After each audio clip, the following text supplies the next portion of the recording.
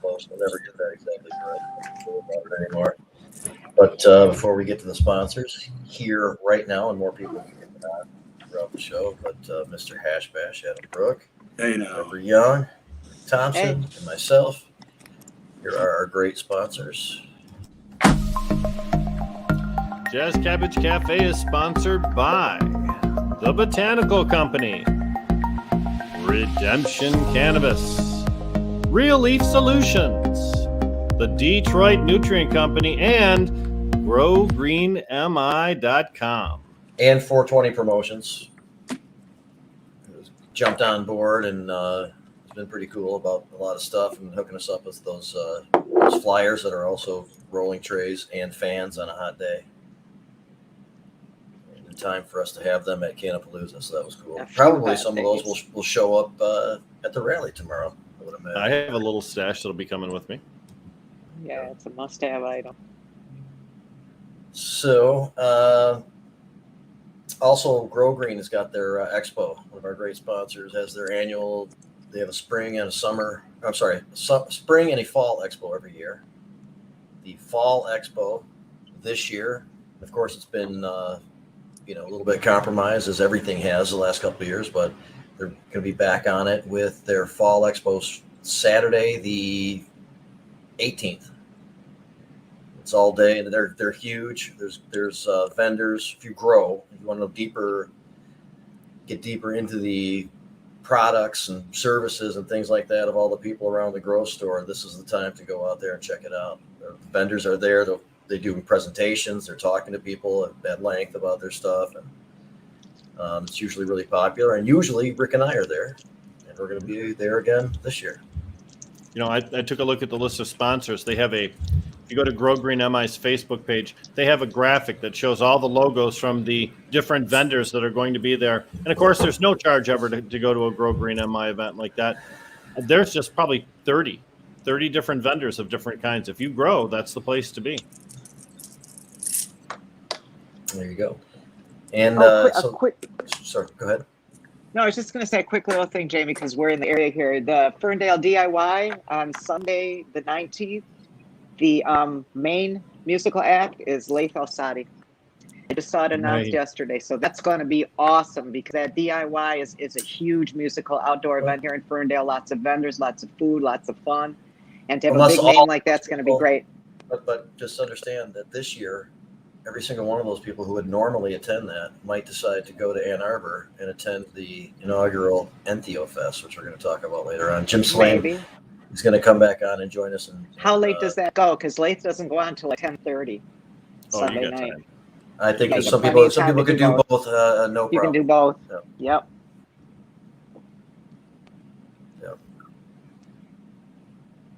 Somebody's saying that we're putting up with somebody's nonsense, but I don't know. I believe that would be a reference to Forever Jay on Medical Mondays. So, yeah, we did really so well Medical with Mondays. That was kind of funny and weird, I guess. Last night we did get a chance to talk about the reports out of Lansing, which we're going to get to today. We haven't seen a bill come forward yet, so maybe that won't happen today. It was rumored that they were going to the Michigan Cannabis Manufacturers Association was going to have legislators introduce their bill to propose changes to the patient and caregiver system. That was supposed to happen today, but with our rally tomorrow, it's entirely possible they may have just bumped their plans a little bit. That is possible. Also, there has been word already out in opposition to the concept of what's being reported out of Lansing, and maybe they're thinking twice about when and how to introduce this. I'd like to think that maybe some early activism could have been effective, but in politics, it's very difficult to tell anything. And while we were expecting this amendments to the act that would prohibit caregiver activity to be introduced today, we all know until it actually is done, and it didn't happen yet. So we'll wait for that. But There is no mistake that this group has been very clear about their intentions. They've even been specific at times with what they want to do. The most recent reports are a little bit different, but we'll talk about that stuff a little bit more in depthly in a few minutes. We also talked about the rally last week, which we're going to, get some background. Is there some background Yeah, noise? I thought I had turned it off, but maybe I did. There it Okay, I think it's. Yeah. I think Deb is the culprit. It's Deb's the culprit. Deb's unwrapping some candy, it sounded But we like Deb. But that noise was No, pretty it wasn't irritating. candy. It was a pin. Okay, I'll do it again in a minute. Don't worry. Okay. When you're least expecting it. We also had Steve Miller on. We kind of had a little ongoing series, and I don't think I could ever really have enough of just describing situations that can happen with police and how to handle it. And we've had David Rudoy, lawyer, Josh Covert, lawyer, and last week, former police officer, detective Steve Miller. And that kind of capped off a lot of what we were saying as fact that, the training helps to create these scenarios. There's doesn't seem to be much regard for, hey, make sure you're really careful about the civil rights here. It's more like your safety is more important. So do whatever the hell you want. We'll just deal with it all later. Well, a lot of times they pay out. Part of the training seems to be how to get around compliance with the law. If you're not allowed to go inside a car without someone's permission, then they teach you how to lie and trick people to get their permission instead of respecting the fact that there's no legitimate reason to be there. So other than trying to impress the boss, what are you doing? And as Rudoy was saying, instead of necessarily being a discussion about how you get around stuff like that, it's just become normal practice now. And it's just like that's accepted, and it's like good police work and stuff. That's what Steve was saying. I thought that was good police work. They're trained that this is so. This has been going on for so many years. Like I said, it's Cop 101, and Steve just to reinforce that when he tells us that it's in the training. It's in the training. We've always suspected, and we know now it's in the training.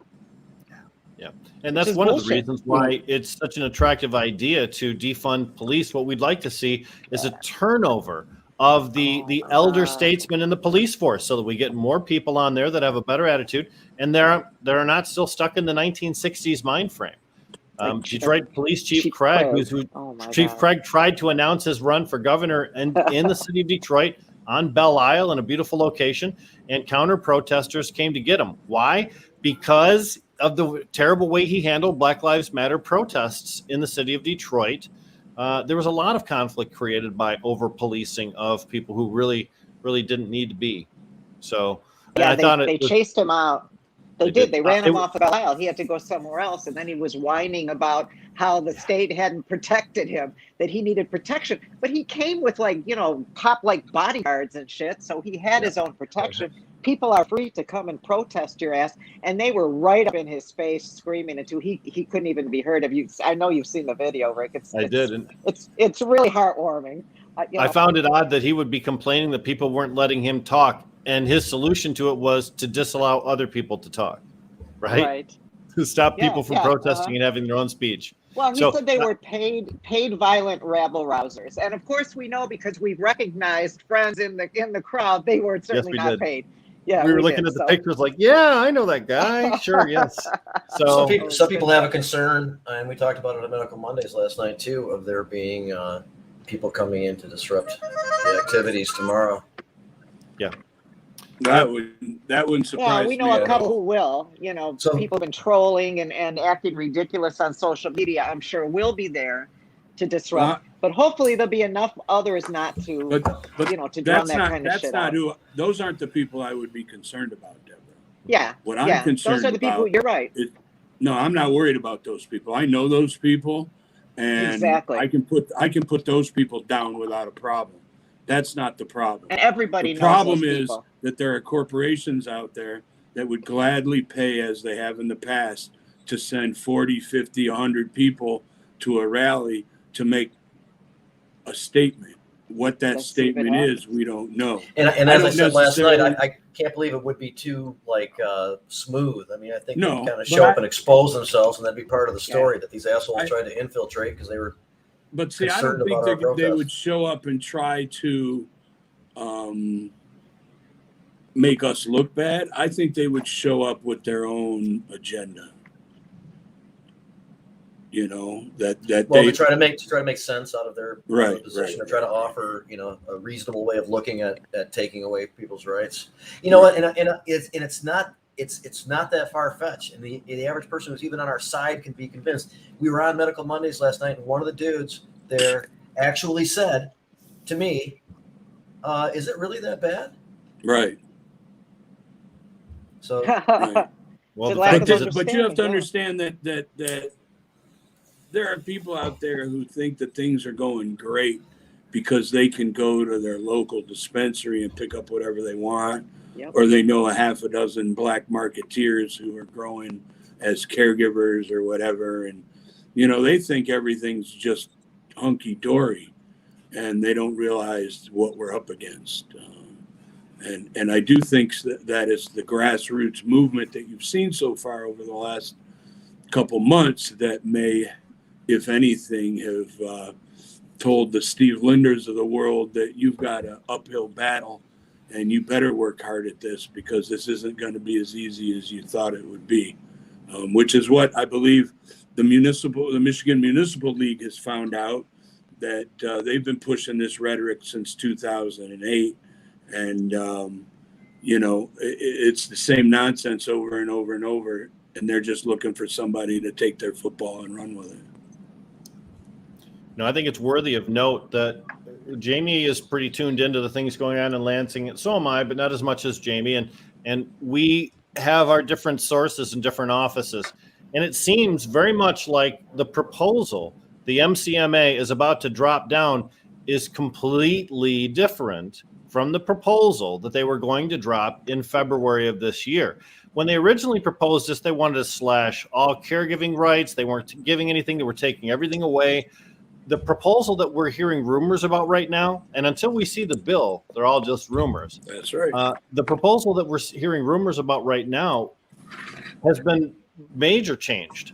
And I think we have to attribute that change to the work that we've done, Sure. we in the cannabis community, making them realize that what they proposed was untenable, and they've had to adjust. we're But seeing I mean, some black ops in this adjustment too that we'll get into a little bit more. But go ahead, Evan. well, and right, and I'm gonna wait until you do that. I'm just to touch on what Rick said. Oh, wow. Unfortunately, it looks like they are going to put things in there in order to try to attract people to support it. And that's going to force many of us to come out against our friends who are supporting it, because we won't be able to support it, just like we haven't been able to support any of the legislation that's been introduced federally, or anything for that matter. There's been nothing that's really moved the ball in the right direction. Well, let me. Go ahead, Rick.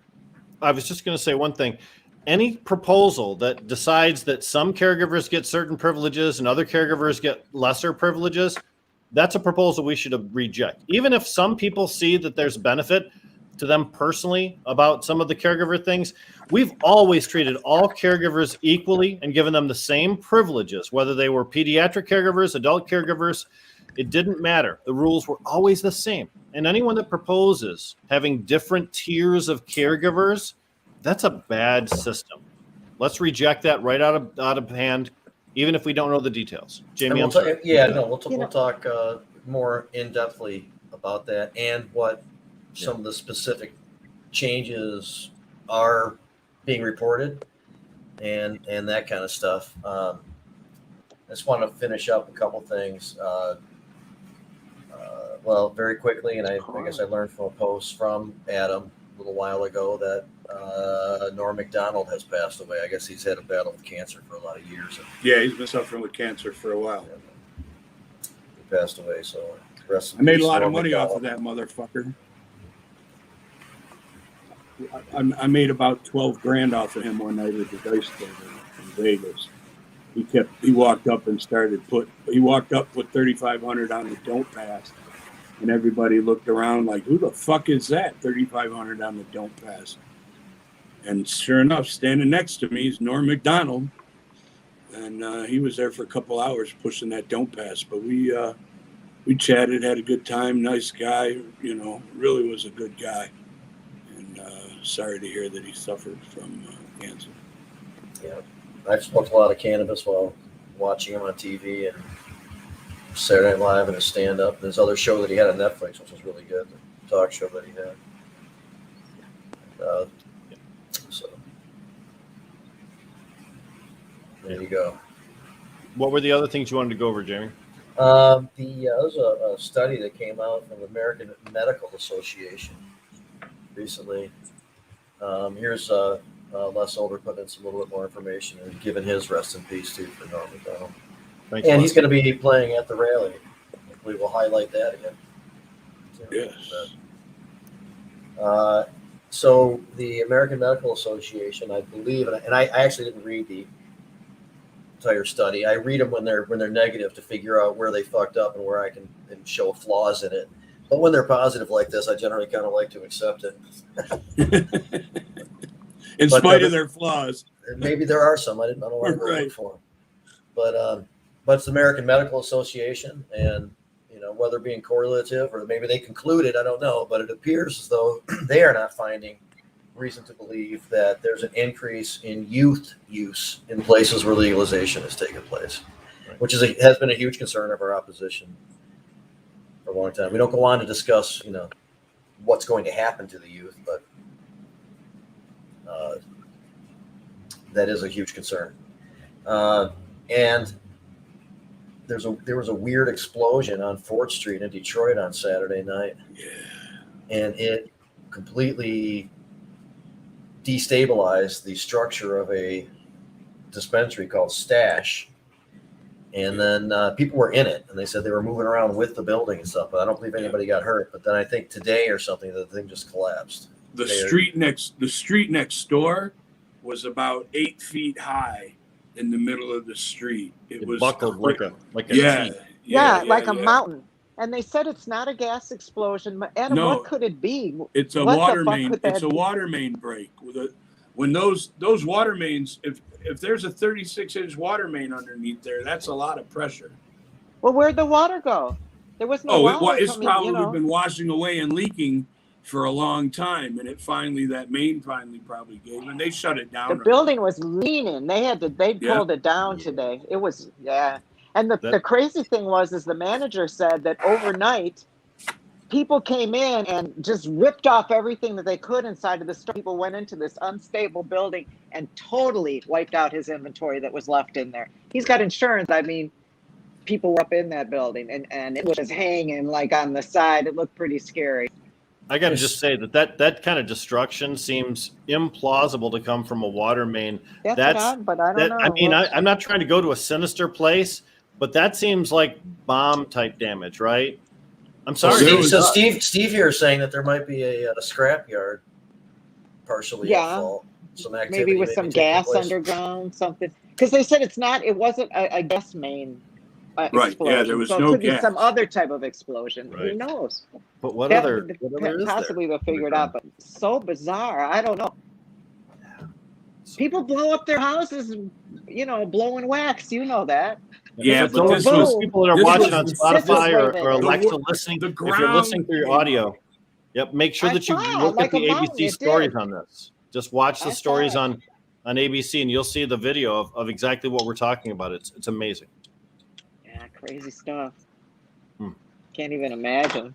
All right, so here Steve's chiming in again. I don't know how this applies.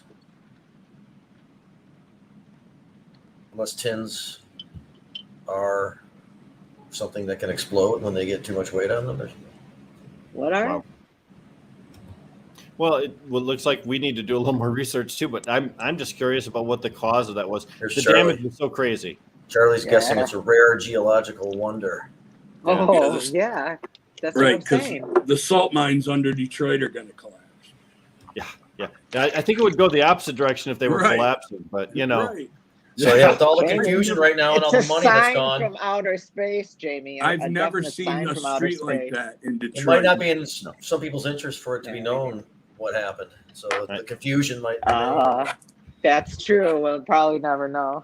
Well, that's the city of Detroit, which is the city of secrets, the city of lies, the city of hiding things, right? I So want to know, though, because that's the craziest thing I've seen. I've never seen anything like it. no, you need to check I it mean, out. we've All these seen all folks kinds of watching- collapses, and we've seen houses explode, and we've seen Yeah. streets buckle. Yeah. But No that fire. wasn't a street buckling. No we've gas, seen no sinkholes. fire, no bursting water like Deb said, none of that. So Looked like a sci-fi movie that some kind of creature was going to come up out of it. It was all cracked and it was crazy looking. yeah, there's a police officer there, and then there's this big mound of stuff taller than the police officer behind him. The footage is great. But Fortunately, if anybody, Yeah, the alarm went Where? off, unfortunately. It's 420. raining too. It's pouring rain here again. okay, so here's what Oh, more I drove exciting through into that the weight on my issue. way So to the Lansing. scrap yards were overweight, and the displacement helped out with how the gas got trapped or compromised by that. I mean, I don't know, but Whose theory is so that? I can't wait to read that. I'm interested I in just- all of the details. I just want to know whose insurance company is going to be paying. That's where it's going to be fun. Yeah, you're talking about a couple structures at least that are destroyed or significantly damaged, plus the whole road. a gas all the way station, down. wasn't it? Like a Yeah. BP gas station. Yeah, but the road would be whoever owns the road, the city, the county owns the road, but the individual Well, yeah, but they'll all buildings- go after whoever was at fault at everyone. So everyone's Okay, going to go to their own insurance company, and then all those insurance companies are going to go after whoever's at fault. Yeah, That's so what- that everybody's best interest never to know who's at fault. Never then. to know who's at fault. No, Right. Steve Yeah. sounds like he's got the inside track here. He says he has an interest in the facility next door to the building we're talking Yeah. about. So he probably does know a hell of a lot more than we do on that. Maybe more than would appear even in the media. So, Hmm. but by the way, that sounds like the exact kind of story that you'd make up when you don't want to tell people the real truth. Like saying UFOs are Mars Right. gas is what that story kind of sounds like. Some tins in the scrapyard, and there was some gas, and okay, right? It seems really a convenient package to be all wrapped up with a bow on it. I think there's a little more to this than that. We'll That's see. what I'm saying. I just think really need it's. to I know. mean, it's not funny. It's not funny at No. all. No. What? No. But. That being said, if you want to laugh, why the fuck's this shit keep happening to fucking weed places? Sterling Heights, Right. it's illegal as hell to grow weed there, and a fucking garbage truck jumps the curb and hits the truck and exposes the weed place. Hits the building. Close Yeah. the whole Or like the road. six, Yeah, the 600th or something like that, bust in Sterling Heights. 635, but- they said. or something. But that's a But that's because they're shooting fish in a barrel Right. by looking at the You don't have the energy 635. No bullshit. energy meter. Bullshit. No, here's what I know is that building that got hit by the truck was a good neighbor until the truck hit it. No smell, no issues, no complaints from other Right. neighbors, no Nothing. additional It wasn't traffic. exposed until that That's right, accident happened. nothing. Right? No reason for Nobody the knew. cops to come down on them until that Right. truck jumped the curb. right. Yeah, nobody But knew. the first word in the news article was marijuana, weed, Yeah. grow. Yep. Illegal. Whatever it was, Yep. it was illegal, right? And here we have a dispensary that it with this street thing that was never a bad neighbor to anybody's knowledge. The insurance company probably loved them. They've been paying Well, Steve their would know. Yeah. He was their neighbor. Yeah. Right. Well, I mean, it has you an know, interest. my point is that these people weren't doing nothing to nobody, and bam, something crazy happens and it affects the weed guy. I know. And then the outrageous thing was all of the statements made by the Sterling Heights Police Department after this whole thing, complaining about all these bad guys doing all of the stuff in the warehouses throughout the city, but yet they're not busting them. Why? Because none of them are doing anything wrong. They're not disturbing their neighbors. They don't have an odor problem. They're on the low, and they're doing just fine. Leave them alone. They're not hurting nobody. Come on. We don't need that. Some local ordinances, man. Sterling is, but you can an ordinance. All the people that are spending time trying to enforce an ordinance instead of trying to catch murderers. Sterling Heights, for people that don't know Michigan, Sterling Heights, I think, is like the 6th or 7th largest city in the state. It's 2 cities north of Detroit, and it's actually quite a packed residential community with some industry. There's the whole Mound Road plant up, or Van Dyke has a plant up top. I lived in Sterling Heights for a while, and it is kind of got a lot of crime. Well, and it also borders Warren, which is important to note because that is a much larger city, and that city has a very high crime rate. So it's an east side area that, and I guess their thing is to try to control things locally, but they're not, obviously. I mean, the reality is if there's hundreds of grows there, then there is no real problem. I mean, right. And the fact is, if you have an ordinance that's so widely disrespected that you have to admit right. in the media that your ordinance is widely disrespected, then perhaps your ordinance doesn't reflect the will of the people any longer, right? Well, don't forget, these are people that grew when the fucking state police and the local sheriff would come through with a SWAT team to raid your house. And these people have been through that, and now the ordinance officer is going to send them a note and let them know that they're in violation of a code and that, I mean, come on. Yeah. Yep. And let's face it, this is a situation that's happening in communities all over Michigan. And I know we have a lot of national viewers too. I'm sure that you can relate to this story in your own local community. Somebody's doing absolutely nothing wrong. Something freaky happens. All of a sudden they become the darling of the local law enforcement community. And now they get hung out to dry extra hard because we want to make a message out of this case, right? We can all relate to that because the drug war experience was common in all 50 states. Your personal experience may not have been as difficult as Adam's was, or my partner Rick Ferris, but the fact is, or Ryan Baso, or any of the others for that matter, but you still had an experience like that, or you know someone that had an experience like that, because the drug war affected everybody. So Steve has a kind of an explanation. I don't know if it's going to fit in this thing. Oh, maybe. It nicely takes out a lot of Adam. I get it. So for those people who can't read because they're an audio only, I will read it for you. Steve says, Google mapped the location. The scrapyard put some serious weight on that area.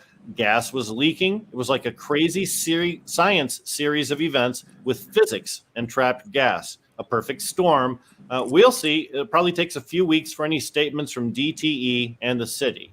That was Steve's statement. And you know what, Steve? I'm and not. That has to do with the scrapyard having that extra weight. He's talking about huge weight, and then it actually presses onto the ground and traps the gas and stuff like that. So certainly that sounds more plausible than when it was originally presented. And I was really just kind of funning at that time, but I'm sure what you've got is scientifically sound.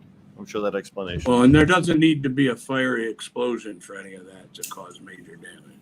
Yeah, agree. The fire, the concept of a gas explosion with fire is really one for home buildings and right. places with it's a when source. that furniture store exploded in Wayne a few years ago and just took out the whole block. It was a gas leak. Yeah. And I don't think it. Can you imagine a whole furniture store filling with gas and then all of it ignited? Yeah. When they went to open the door to open in the morning, boom, it just went. Oh, I don't recall that. Crazy. That's terrible. Yeah, it was just maybe 3-4 years ago. Well, we should all be grateful for Maybe the more. day that we have now, because there's no guarantee that we'll have it tomorrow. So welcome to Jazz Well, I Cabbage at least Cafe. want to get through tomorrow. I mean, I'm not worried about Thursday. I can deal without Thursday. It's the Day of Atonement. But tomorrow I'd like to be there for the rally. I'm already up in Lansing now. I scoped out my location, and I'd like to make it through tomorrow. All right.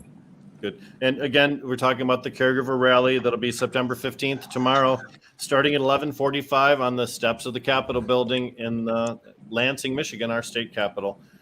Important to note that the rally itself is in support of patients and caregivers. We're opposed to any changes, but that really means we're supporting the existing system. So it should be a positive rally as opposed to a negative circumstance. And since we don't have a bill number to specifically assault, we have lots of positive things to talk about. Jamie knows we have no tons target of bills at this out there that are doing good. Tons of bills, right, Jamie? I mean, there's a few out there to definitely use as an example of things that would make sense and that would help things along and directly and indirectly in this world. So it seems like maybe that's why they're not introduced today, because they don't want us to follow their introduction. They want to follow our rally.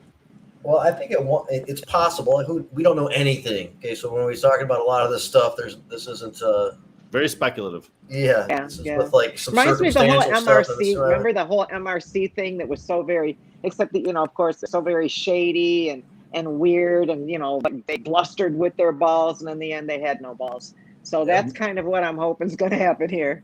Michigan Responsibility Council. If anyone wants to look that up, Yeah. that's a piece of Michigan's cannabis history. I think the it is. difference, Deborah, between this and that is that this is a lobbyist who's been paid and he's about to shoot his shot. That's the difference. That they took what you say is correct. I'm not negating that, but the MRC was only so much.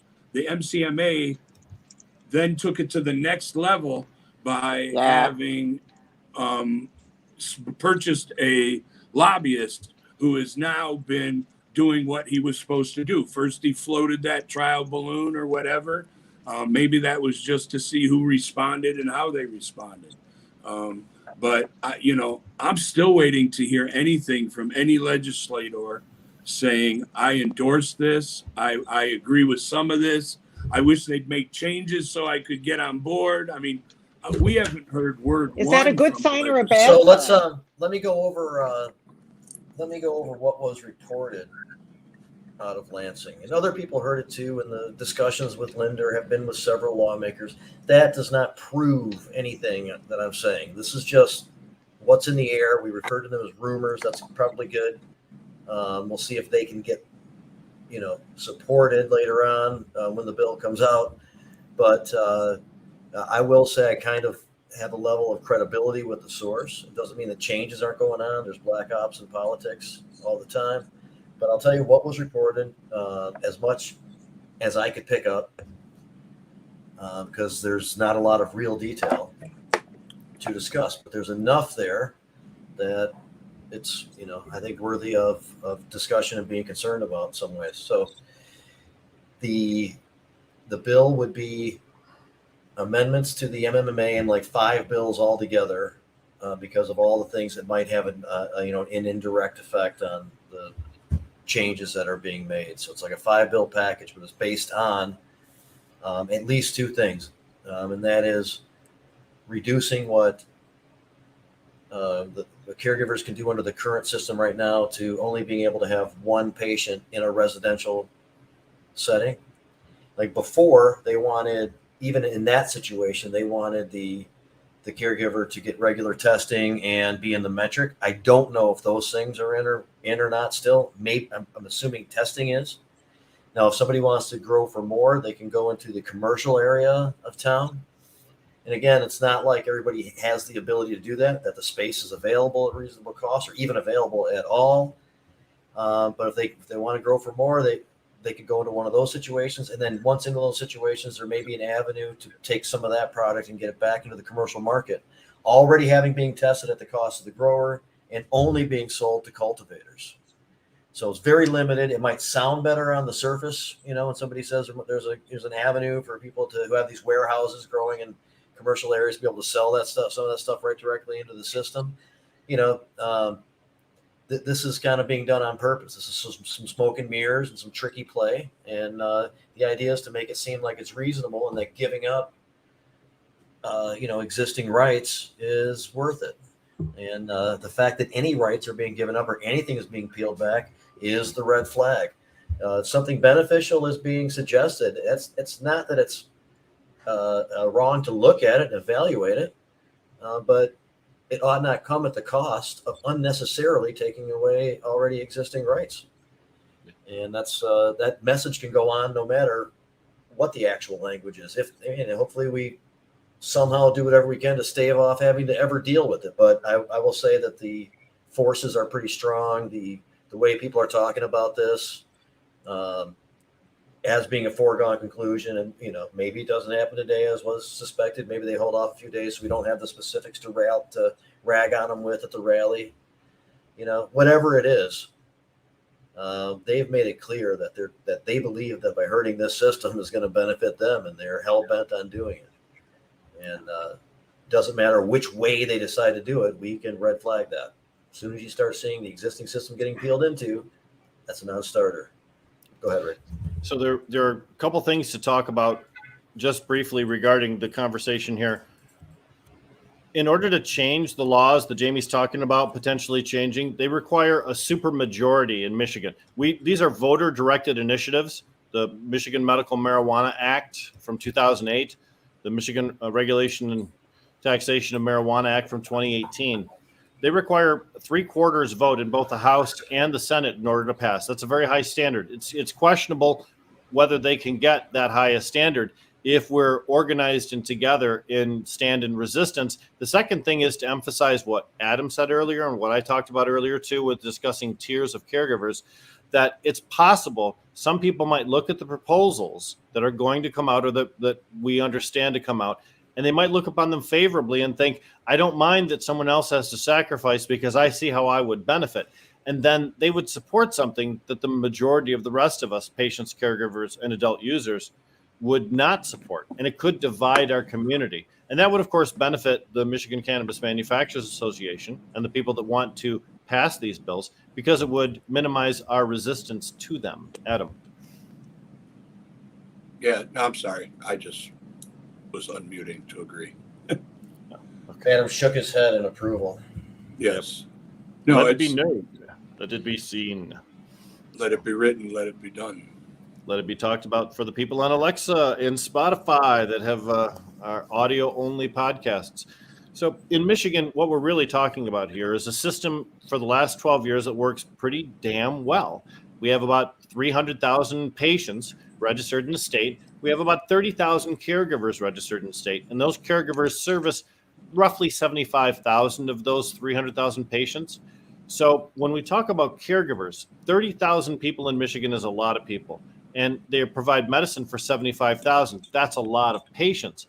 We shouldn't be making changes to a program that, number one, doesn't demonstrate any need for change, and number two, that could potentially affect the health and wellness of up to 75,000 or more people across the state. The other thing to note is that pediatric patients, children under 18 years of age, are allowed under the Medical Marijuana Act if their patients are registered caregivers on their behalf. So for patients, for parents who grow cannabis to take care of the illness their sick child suffers from, Dravet syndrome or any of the other ones that affect young children, when you start changing laws that affect a parent's ability to care for their sick child, now you're messing with big toe. Now you're messing with stuff that it absolutely shouldn't be changed just for corporate advantage. So it sickens me that we even have to have this conversation. The marijuana industry grew at $20 million the last month in a single 30-day period. $20 million. Is that growth curve not enough for these corporate guys? Is the greed so deep that they have to cut further into Michigan than they're already making inroads on? But you've pointed it out in the past, and that's not what this is about, Rick. This is about people having bad business plans, who overspent what they needed to do or realized after a couple of failed crops that things aren't going the way they should be, and they're pulling at straws, trying to figure out how can we keep this afloat. And unfortunately, it's bringing them a bunch of bad juju. Well, our Michigan market, for those that don't know, is a very open market. Anyone can get licensure as long as you get local approval from your place and you meet the requirements of the state. We don't have any limited licenses as they have in other states. So it's quite competitive here. There was just an article out today that I shared to my social media regarding Oregon's oversupplied market there. And they're down to $500 to $600 a pound for outdoor grade B. Outdoor grade A is still not that much more. Hoop House, just a little bit more. But the indoor stuff is going for maybe $2,500, $2,700 a pound. Growers oftentimes tell us they're not going to be able to survive at $2,500, $2,700 a pound. They've got so much invested in their cultivation facilities, and the terms of their loans were negotiated at a time when they were so eager to get to market, to be the first to market, that they thought that they could make intellectual errors, maybe financial compromises in the way that they made their arrangements for their upfront money, that now 3 or 4 years in, they're finding that the consequence of that hasty behavior. So And that means they're struggling to make ends meet, Jamie. yeah, I'm sorry. Just I was sitting here trying to figure out what was going on with these bills. It's getting toward the end of the day, and just started looking some stuff up. And if I am not mistaken, it has begun. I think of the 5 bills, and it might start with House Bill 5300 and then go sequentially. 3 of them have been introduced. One of them, I'm not sitting here reading it, so I can't tell you exactly what's in it yet, but it does pertain to making adjustments so that there can be different types of activity. I can tell that from the headlines. So we'll have to read it to get the details. I don't think we're going to be able to do that and have analysis like within the show necessarily, maybe a little bit. We'll kind of see how that goes. It's relatively early, but I think it has begun actually. So 5 bills, each one proposing a change to a different aspect of law or a different act. For example, you can't, with one bill, change the medical law and the adult use law. You have to have 2 separate bills, even if you're trying to do the same change to both. You can't change one bill by reference by changing another bill. Yep. So you have to actually change the other bills. Yeah. So each proposed act that you're trying to change, for example, if you tried to change the Tracking Act and the Marijuana Regulatory Act and also the Medical Marijuana Act, you would need 3 bills to do that, even if they were all trying to do the same change. So, right. So Dabs is acting. Do you think they need to crack down on caregivers selling illegally? No, I don't think they need to do that Nope. necessarily. No, at all. they don't. But they definitely do not need to take away existing rights in order to address that situation, and that's one of the things we're trying to get across. The courts have been pretty clear about what defines a caregiver and what doesn't define a caregiver. Once a caregiver exceeds certain parameters, then you can't call them a caregiver any longer. They're just a person who's growing cannabis. So, we have different interpretations of things, but not everybody's covered under the caregiver law for everything that they do. Jen Bronson talking about how caregivers who are allowed 5 patients apiece here in Michigan. She knows multiple patients looking for a caregiver, but all the caregivers are full because patients enjoy using a caregiver. And she was also, again, I think, at Clinton Township last night trying to figure out what kind of stuff was going on with their prohibitive local policy. Right. Again, I've been doing a lot of that. So what happened? I don't know the most recent situation is, to be honest with you. I just got the gist from Facebook that Clinton Township did exactly what we knew Clinton Township was going to do, which is said, screw you outsiders. We're doing whatever we want, and that includes being mean to people. Clinton Township's kind of known for that. That's the Chippewa Valley Group's headquarters. So, It dawned on me. I'm kind of surprised that these groups like the MCMA or groups of large dispensary owners, whatever, that these people and these organizations haven't gone on the local level to some of these communities that have opted out and used their political influence to try to get them to opt in so these people could set up shop there. I would think that their efforts would actually pay off much better if they were to do shit like that.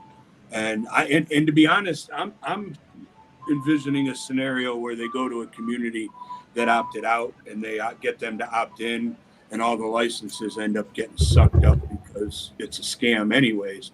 But at least that gets the community to opt in, and there's hope for the future is the way I look at that. I'm just wondering, are these communities where the general... No, go ahead, Adam. Oh, I just was going to say, I would think that their money and their efforts would pay off much better there.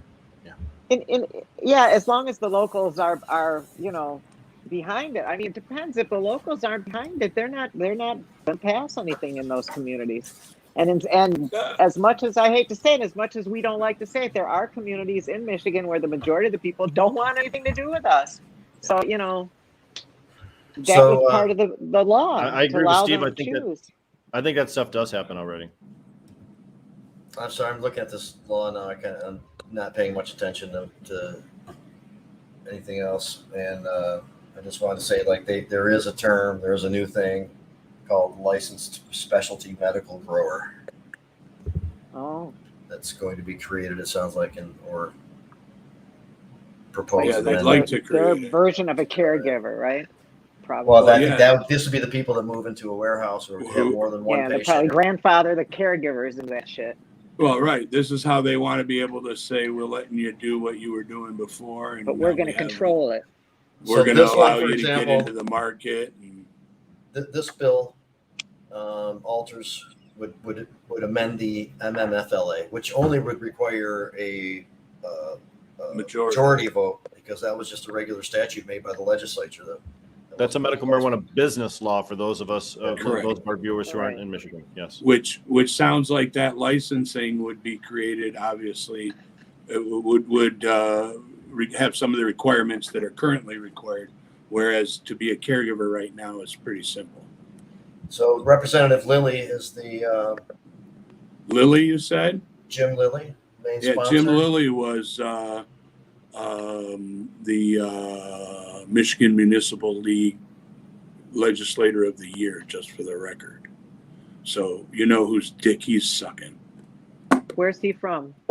District 89. Which is where? Well, let me see. I looked him up yesterday. Hold on. I don't. District 89, Michigan State. Looks like the west side of the state on Lake Yeah. Michigan, like Grand Haven and Ferrisburg. Oh, Jamie Cooper's territory. Yeah, Jamie Cooper. yeah, Jamie. Oh, What's up? She's got a new best friend, it looks like. Well, it looks like Yeah. she's got a job to go. She's got to run for a seat. Maybe we can complain to finance this her. guy. Yeah. Maybe we can finance Yep. her running for that seat. Well, constituents, when lawmakers That's a do good idea. stupid things like sponsor bills like this, constituents are the best Hello. person to speak, and this would be a perfect opportunity. I'm sure that we have a lot of other people in that zone too. Yeah. The phrase "I'll never vote for you again if you do this." That's what I like to lead with, you know. when I talk to those people. But you know, And I always- Steenland. Rep Yeah. Lilly and Steenland. Mhm. And I don't know where. Any Democrats signed on to it? Not on this. I guess, I should look at the first one. Yeah, who's Let's the just- sponsor and the co-sponsors of the bill? Yeah, let's out them. What are the names? I'm All right, sorry. let me- What were the all right. targets' names? All right, let me get to them here. I'll write it down. You writing this down? Yeah, I don't want to forget. That's how my brain works. We got Mr. Lilly. Sorry, hold on. This is- I wonder what his criminal history is looking like. Oh, You think I'm kidding? No, I'm just enjoying myself. All right, I'm going to start from scratch. He's attending Grand Valley State University, so he goes to a party school. that might be a different person. I'm just suggesting. No, this is Jim Lilly, member of House of Representatives. He's trying to get a master's degree in business administration. Is he really? Yeah, it's on his website I'm reading, or Wikipedia, but yeah. It's He's the born in wonderful internet, Ypsilanti, right? if that tells you anything. Well, okay, so he's sounding better Okay, and better. Maybe he's so- reachable. Bill 5300, introduced by Reps Clements, Lilly, and Steenland, and referred to the Committee on Regulatory Reform. What's the party of all three of those? We know one.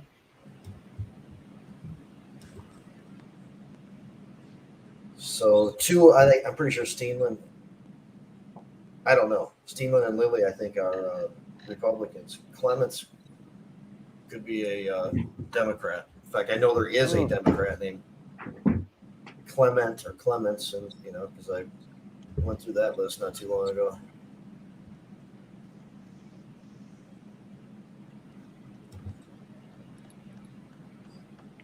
Thomas Gregory Clements Jr.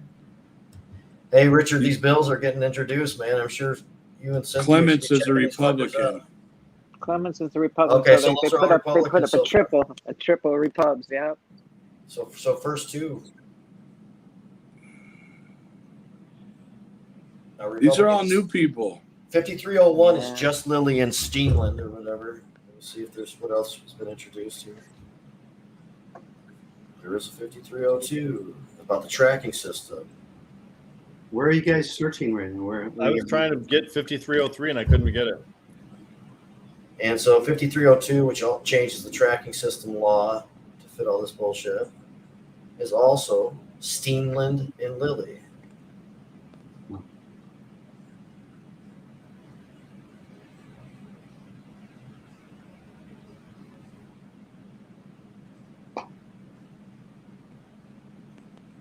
Okay, so 03 and 04 are not introduced yet. One of them is the Michigan Medical Marijuana Act, and it's referred to in the first one as being part of a new definition in the Michigan Medical Marijuana Act. So it definitely is forthcoming. But recognize that's probably just a delay and a human delay in having information entered into the system. I'm sure they were probably all submitted together. I mean, you mentioned I'm not bringing a further conspiracy on it. I'm just saying that's what we can expect now. Steenland's a Democrat. Okay.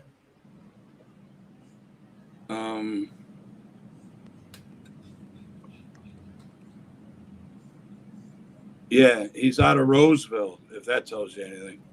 Hey, what was that bill number, Jamie? 5300, 5301, 5302 are the ones that have been introduced. Assuming 03 and 04 are the next, and they just haven't been shown up yet.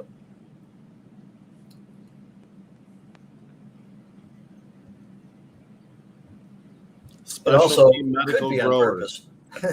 I beg pardon? Said it also could be on purpose. Well, if we don't get the Medical Marijuana Act until after the rally tomorrow.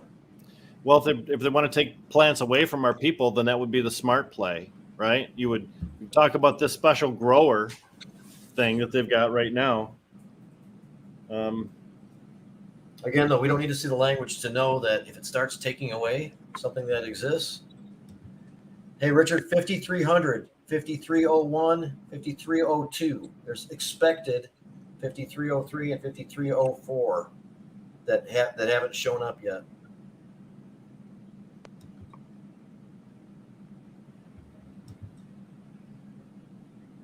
I can hear Richard's voice, by the way, when I see this. So I'm putting it. Oh, yeah.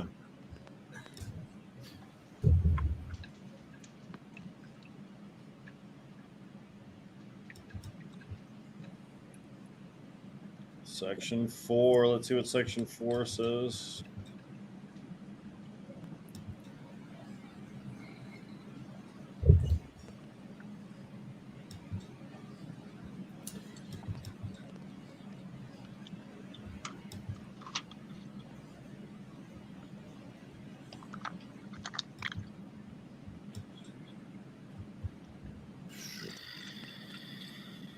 These are just definitions here. Hang on, I'm trying to get down to the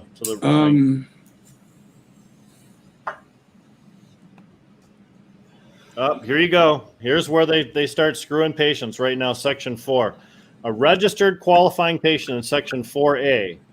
They've deleted out, provided that the qualifying patient possesses an amount of marijuana doesn't exceed 2.5 ounces. They just moved it around a little bit.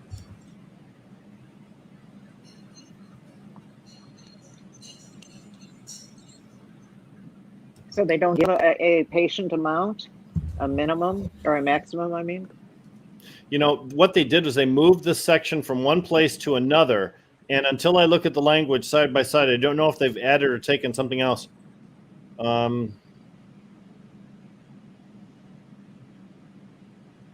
They added locked and closed facility. That was always locked and closed facility, wasn't it? 12 marijuana plants kept in an enclosed locked facility. Yeah, They just I've always tried to do that. changed the words around. Because they reduce it to 12 plants, so you can only have one patient. Right, you don't have one patient. This is just talking about patients. Hang on.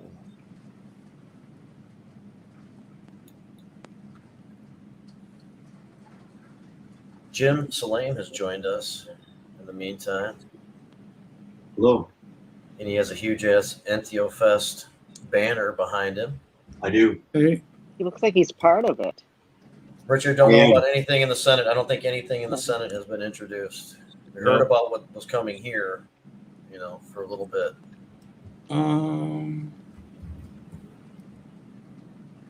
this is interesting. Remind me, what are the numbers again? 5300 starts. Okay. Rep. Lilly. 010203.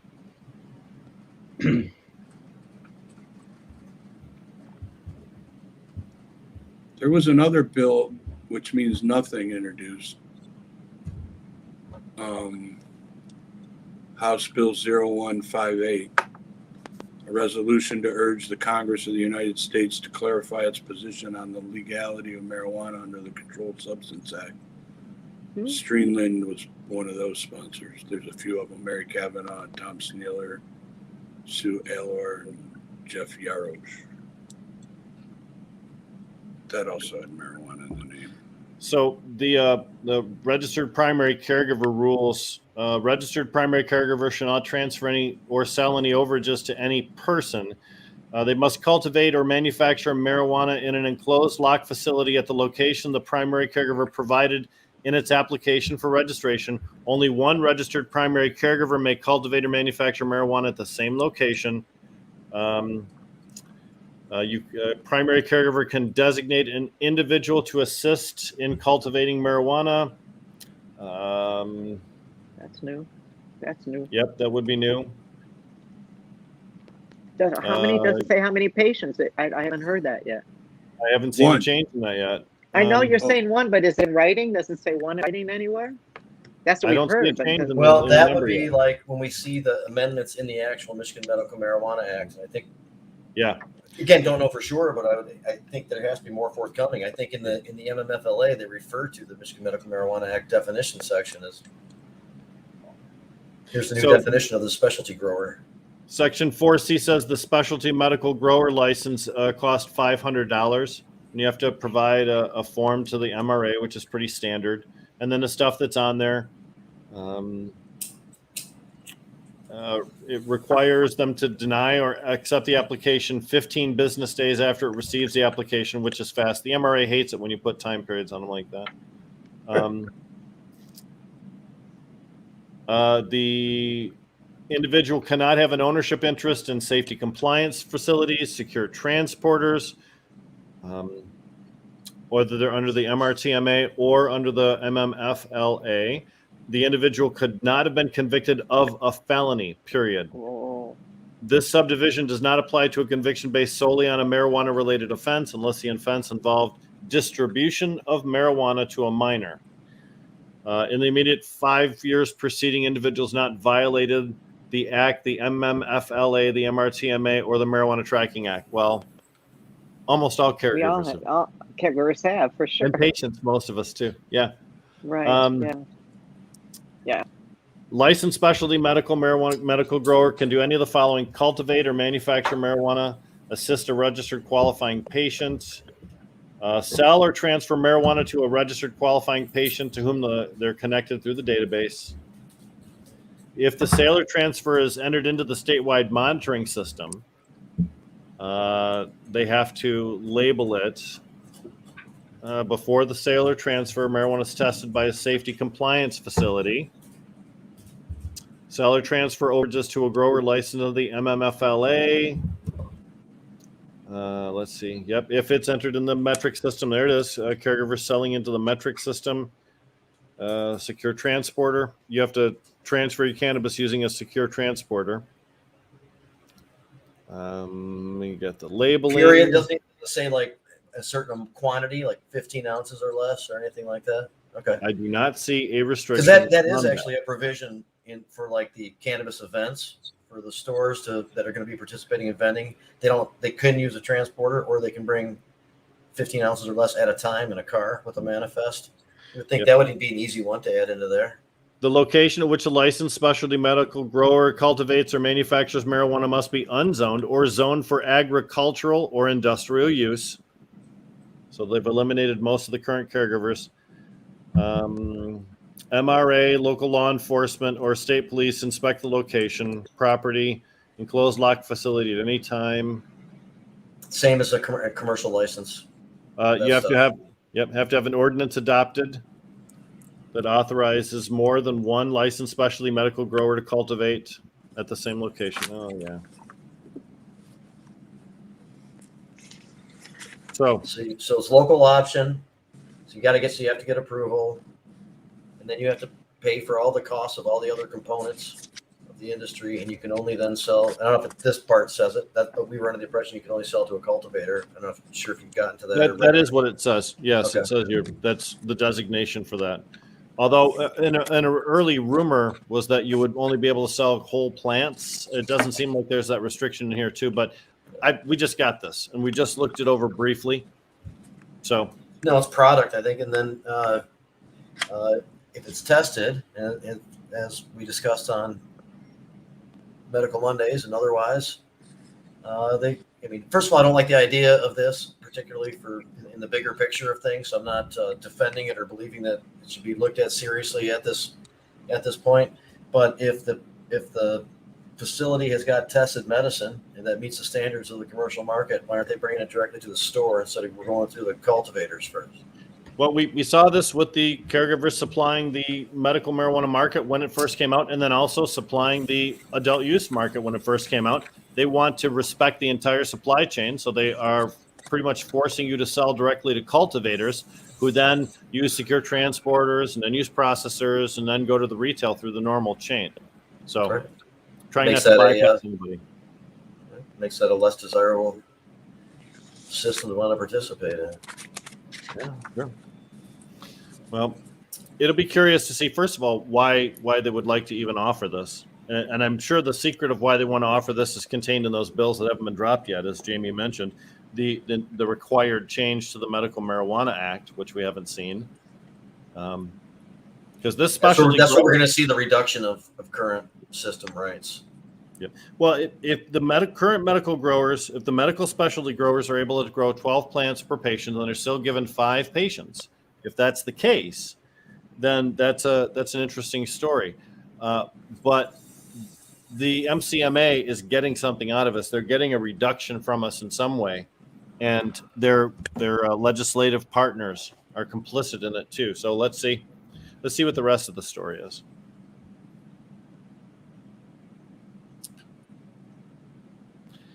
I'm always skeptical. We've been joined by Ryan Bringold and Jim Salame. Jim Salame, Entheofest coming up this next weekend. Ryan Bringold, you're the sponsor of the rally on the Capitol tomorrow. Welcome to the show, both of you gentlemen. Good afternoon, guys. I'm actually in the van traveling to Lansing. Getting ready. Adam Brooks is already in Lansing too.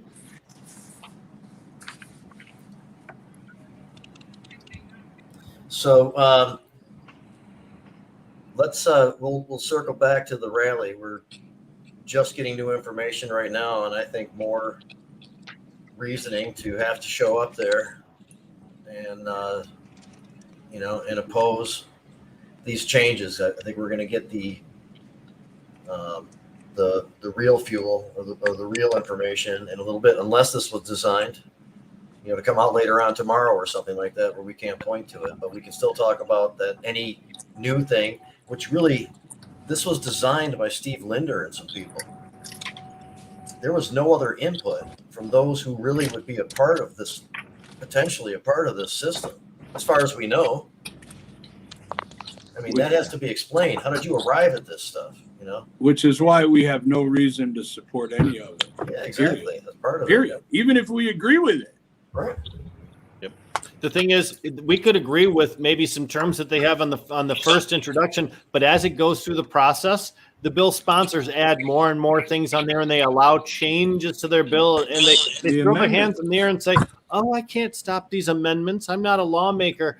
But what we start with is never what we finish with. And in this instance, these people that are doing it are known for their fuckery, and I expect to see more of it.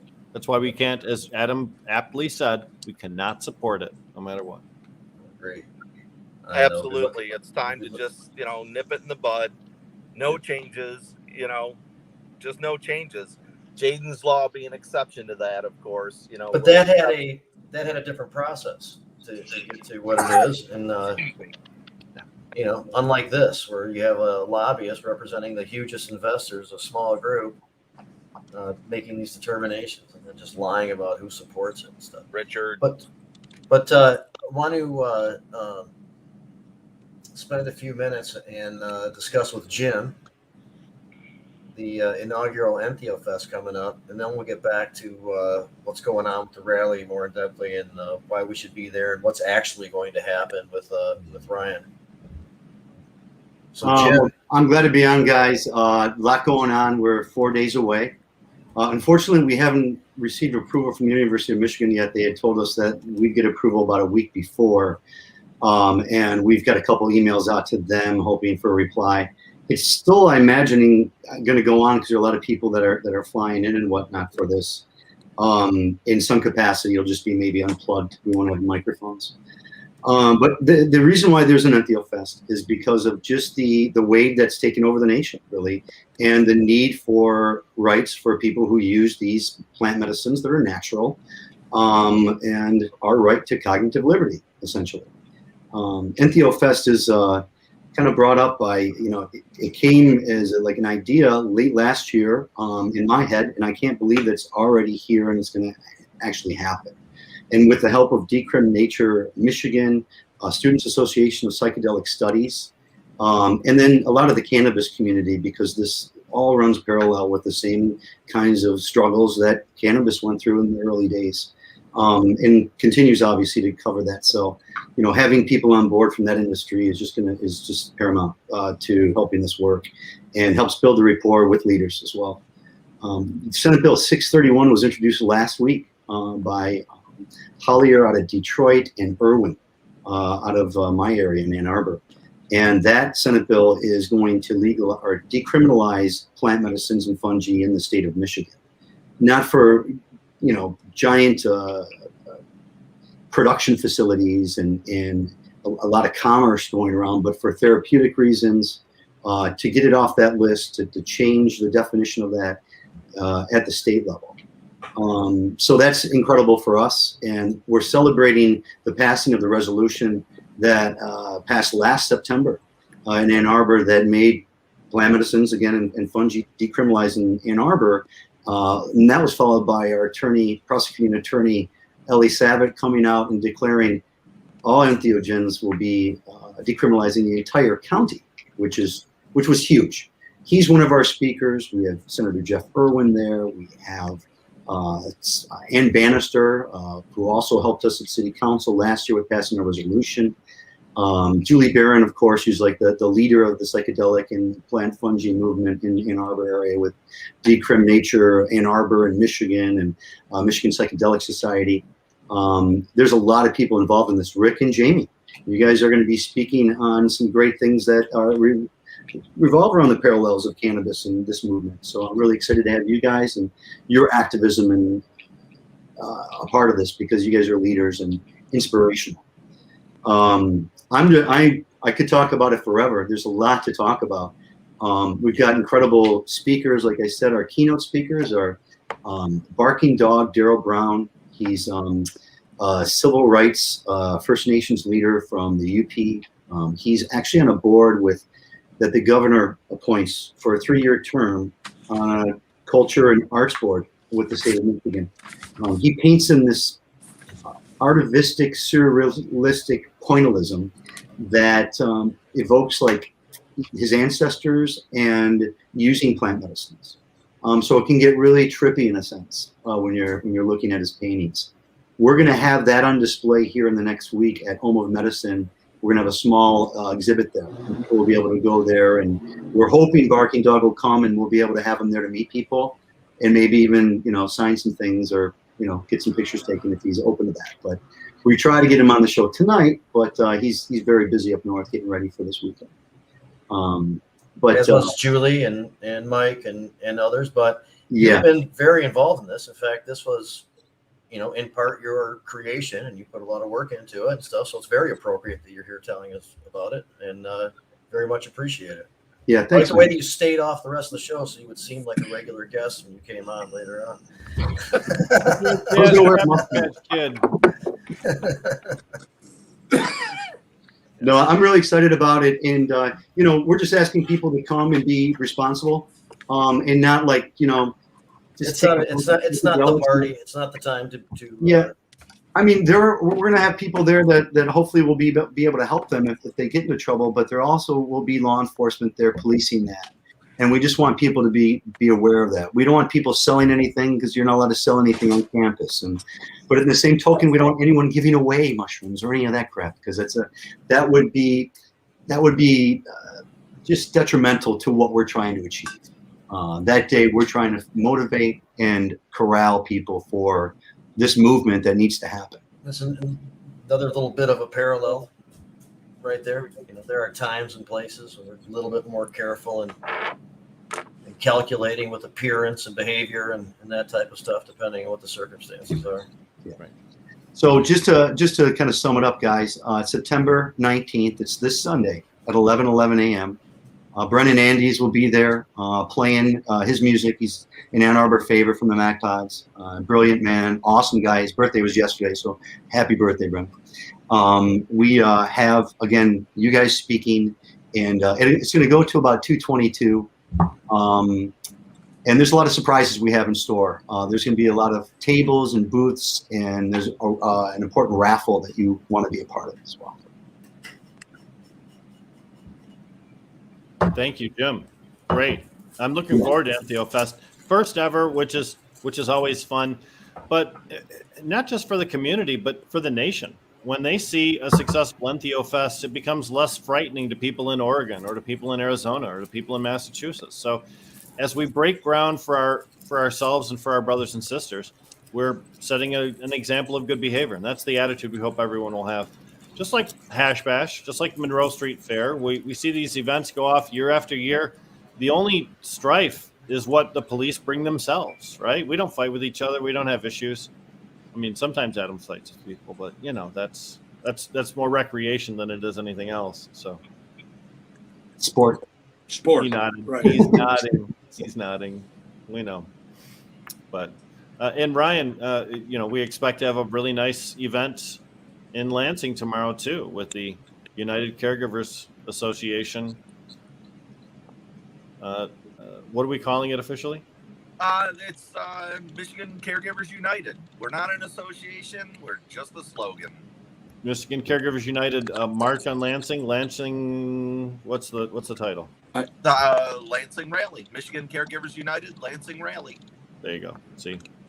I like that tagline. We're not an association. We're just a slogan. Well, Michigan Caregivers United are the people that will show up tomorrow. Those are Michigan Caregivers United. I have no interest in becoming a group, an organization, or any such thing either. I like to move quick. I don't do well with the process of elections and boards, all that. So, it's not an interest. I support a few of the organizations like Normal, who have always been there for me. But as a whole, I do not want to compete or have a competing organization. Caregivers do need to stand up for themselves. It would be nice to see the lobbyists come through, but I have no desire or interest to head that or any such thing of that nature. Yeah.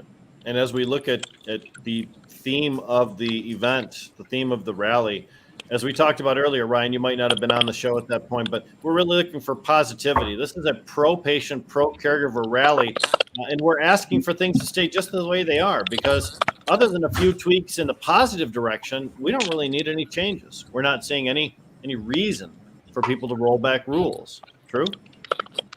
The only reason to roll back rules that anybody could suggest at this time would be in the favor of the big dollar business. It doesn't help caregivers in any way. There's no, they've presented nothing to this point that would say, this is to make your life easier, caregivers. That's just not happening. So we can only look at it from one point of view. And that's the point of view of any change to our system as patient and caregivers is a restriction. And we're not interested in any more restriction. We want more freedom. We would like to see us move forward in the farmer market area. We would like to move forward, in maybe setting up more of those type situations. A lot of the caregivers want to be back in the market somehow, which is an argument for a later date. But I think every caregiver and patient in Michigan and those that support us are for the current issue of no changes. And that's what tomorrow is about. unity, people getting together, standing together once again on a positive note to come together, and maybe something sparks from that. You know, we don't know what's going to happen tomorrow because it's tomorrow, but I'm sure something positive will come out of tomorrow. And that's Well, the truth. I'm going to observe that because these bills are dropped tonight, they'll probably be combined with a media blitz, which means tomorrow morning there'll probably be a bunch of news stories about these bills that were just dropped. And if Linders does his job, he's trying to portray that. Go ahead, Jamie. Yeah, so 5301 is the Michigan Medical Marijuana Act. I missed that. I thought it was the MFLA. So we were going to see that forthcoming. So we should be able to see what changes there are in it. I know you were already looking at it, but I'm kind of now going to peruse it because of that. I was looking at 2. I wasn't looking at 1, I think. Okay. I was looking at 1. Because 2 is the tracking system.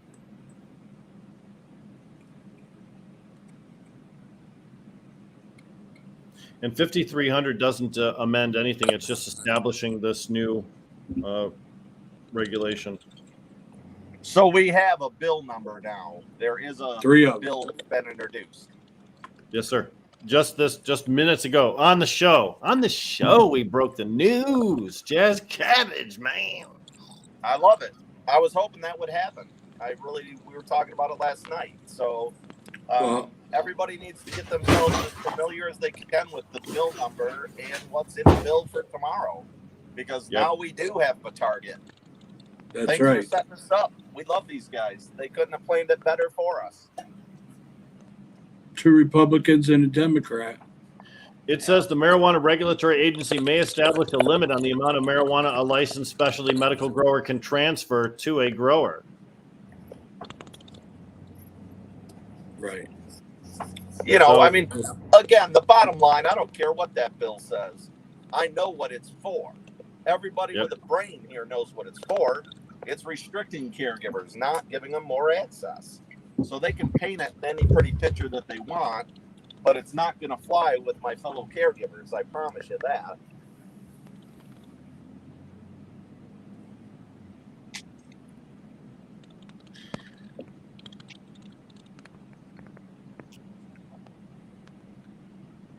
Yeah, so it's oh, so sorry.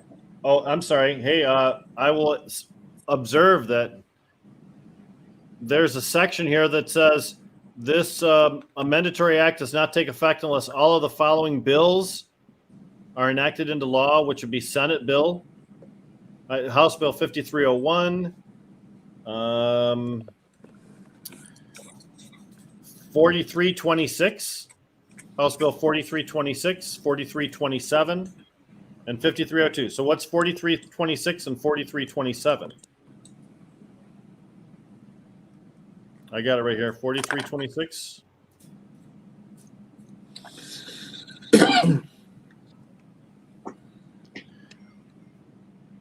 Perhaps.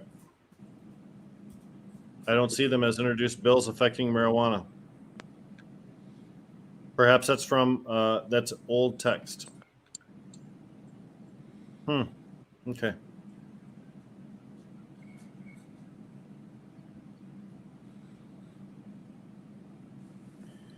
Let's see.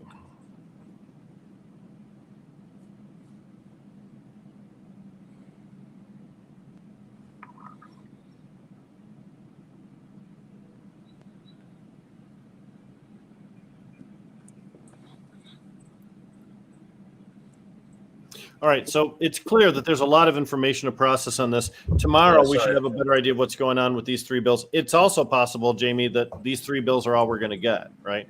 Yeah, because the Michigan Medical Marijuana Act is included, and to determine what all the changes are to the caregivers would require us really examining this, for a while.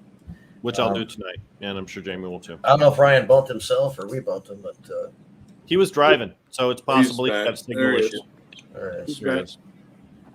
Real quick, I am driving. It's not the perfect timing, but I just want to say thanks. I want to say thanks to everybody that helped get this going. Adam, Brooke, Jamie, Rick, you guys are always a good sounding board. I don't give a shit what anybody thinks. Your opinion matters, and I ask it because it's important to me. And I want to say thank you for taking my calls and being there when I need somebody to talk to. Deb, I just appreciate hanging out with you at Canapalooza, because we've never done that, and that was freaking awesome. And many others, you know, Tanya Sunshine Daisy, she was the one that produced the logos for the Bridgewalk and for the Rally shirts. Jen and Josh at Vehicle City, who stepped up and took on the shirts and took on the whole idea of closing their business down for a day to come out to Lansing on the 15th, because they see the importance and how it affects their business and the people they work every day. So And they never close. There's They a never ton of close. people that I probably am going to miss, but just know that I've talked to you. If I've talked to you in the last 2 months, I have respect for you. I appreciate your input, and everybody is still welcome to participate. So if you've been sitting on the sidelines, if you've been scared to call, if you have any excuse why you haven't decided to talk to me, you still have a chance to get on the mic and state your piece, as long as you're respectful to everybody else that's speaking. Other than that, come out, participate. This is a chance to save something great. Michigan has the best caregiver patient program in the United States. It's now time to wake up, stand up, and fight for our rights. We've always been behind the 8 ball trying to get forward.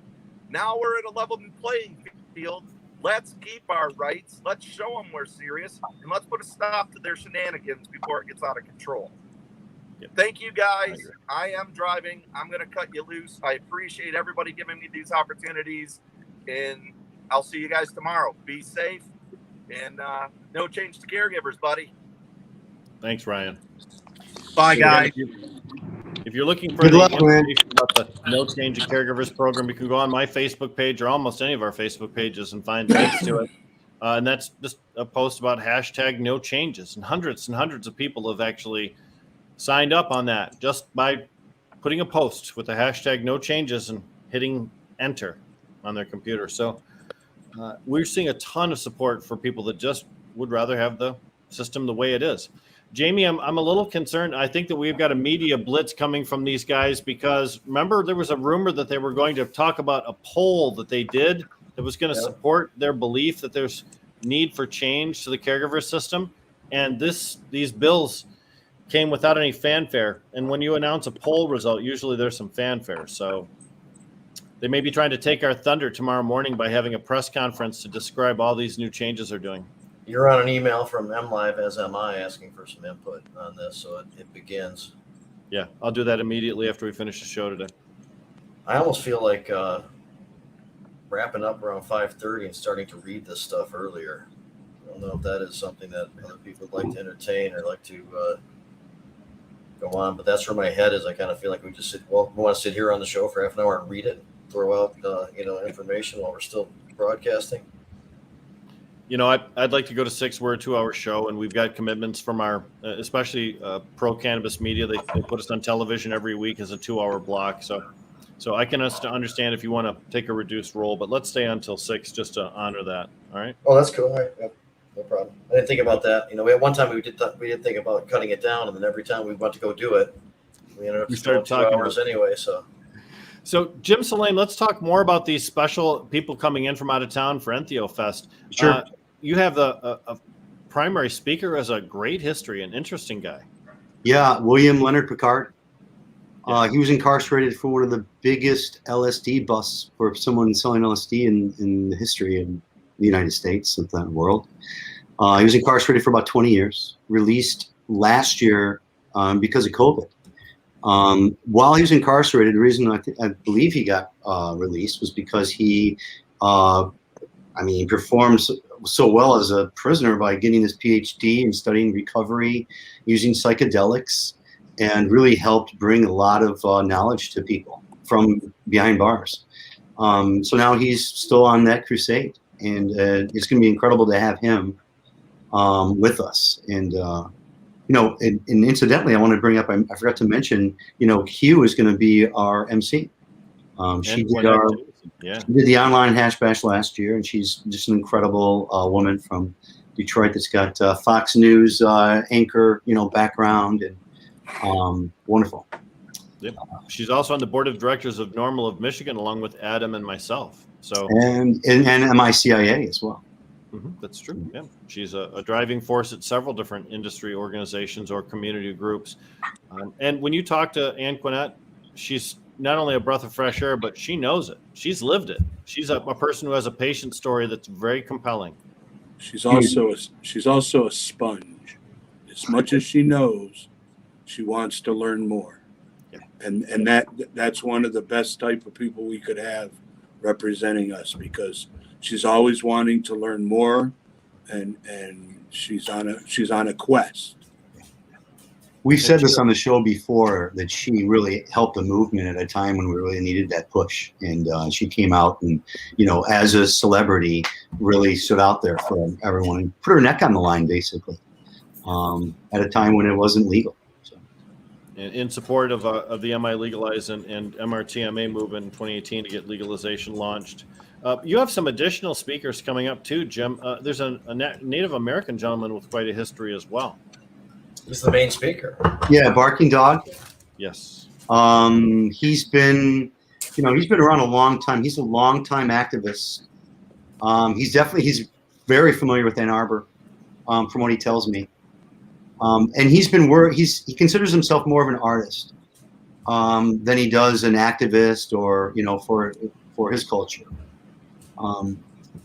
As a First Nation civil rights leader, he's one of the first to, like, for Line 5, he was one of the leaders for that, to put an end to that. And he's also, I mentioned that he's on the board that Governor Whitmer appointed him to for 3 years for culture and arts because of his artwork. And there's a U.S. Congress of Indians that awarded him a special award for his art. I actually bought a piece myself.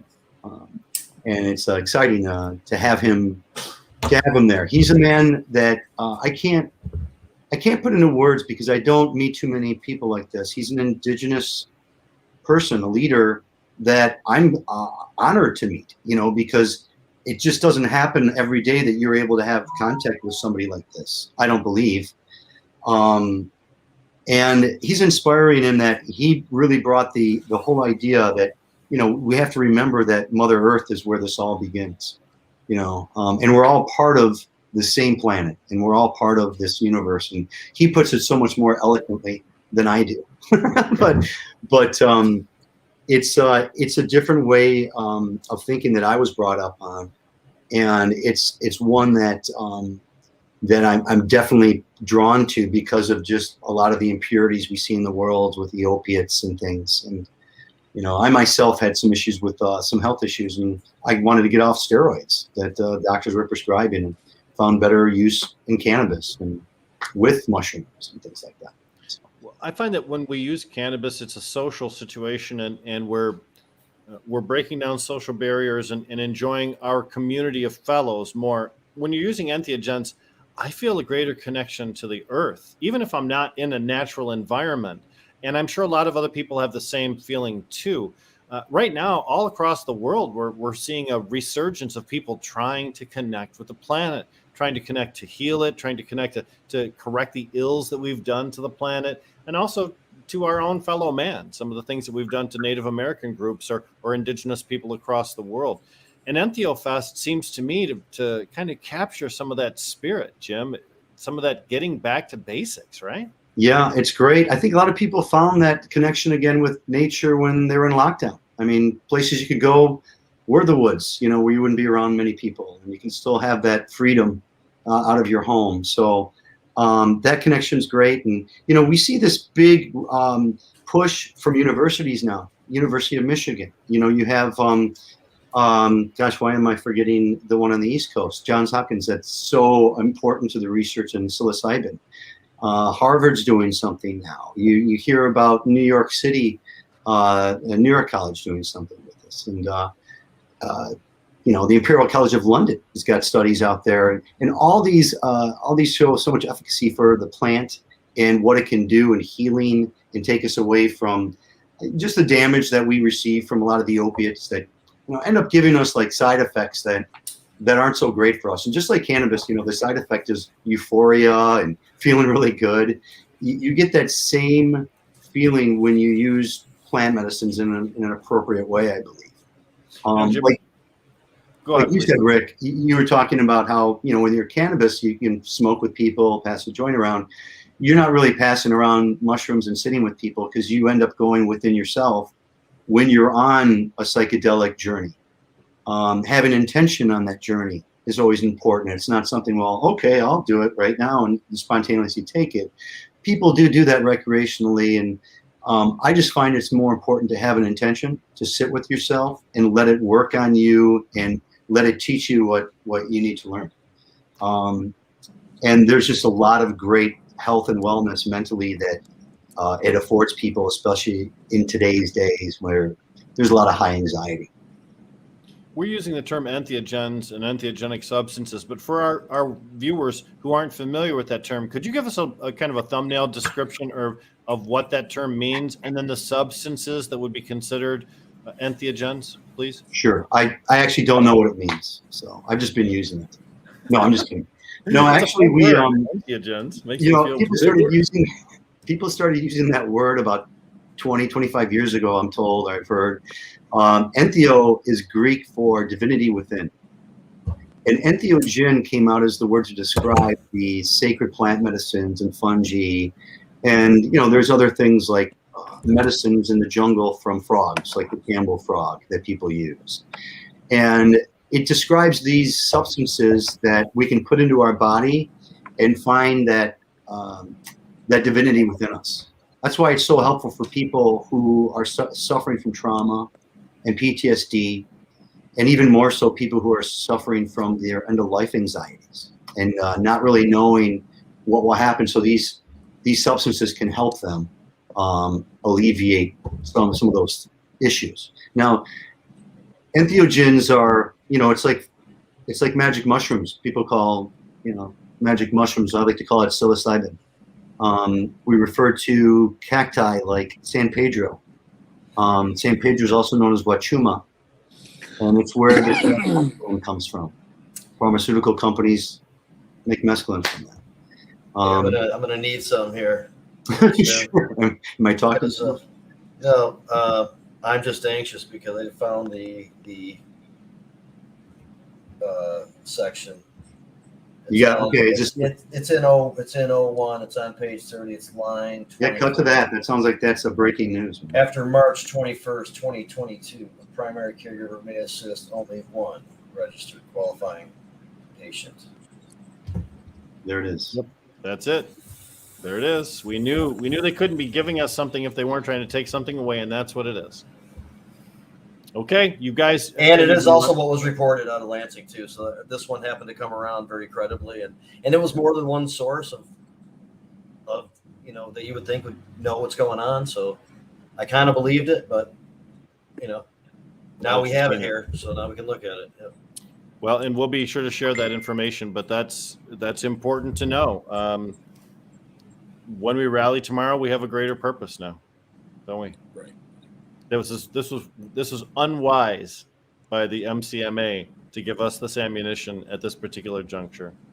I have to say, this was really not wise. Jane Stewart says, "Fuck that." Good for you, Jane. My friend Jane. Thumbs down from. Yep. So, and that's typical. They say, well, you know what? If you want to do this, then we'll let you do this. But you got to give up that. Why do we have to give up anything? Why can't we just make improvements? Why can't we just make improvements and not have a sacrifice? Because it was never about the improvement. It was always about and this sacrifice. Improvement actually kind of sucks. I mean, the details are right there. It's not that easy to do. You have to get. You have to register with the MRA. It's a similar process as the other licensed people.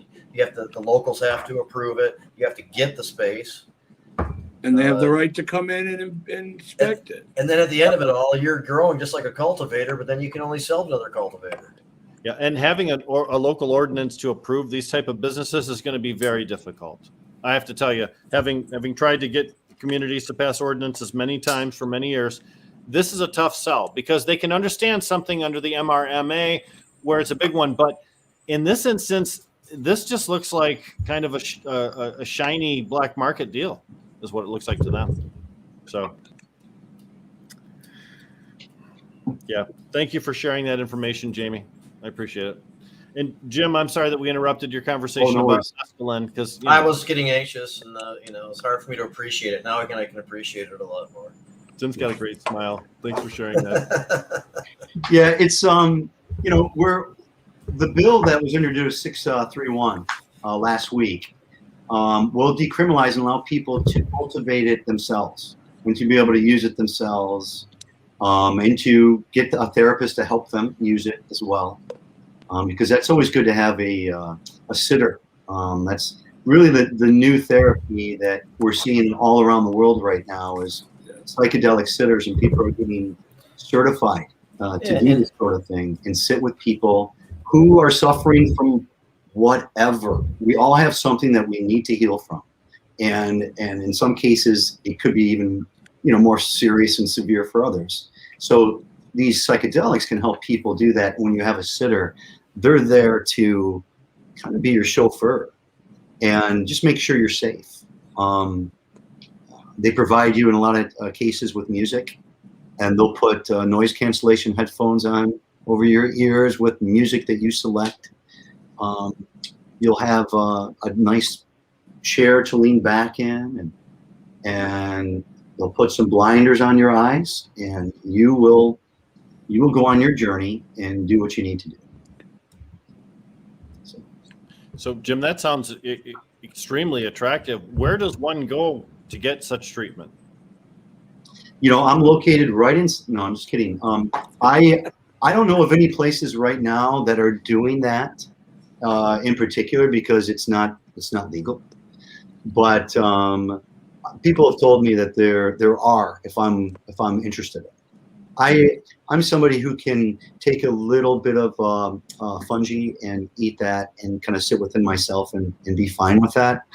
I'm more apt to take the hero dose, which is referred to as 5 grams, which you need a sitter for the hero dose. I'm more apt to do a hero dose of ayahuasca than I am a hero dose of mushrooms, personally.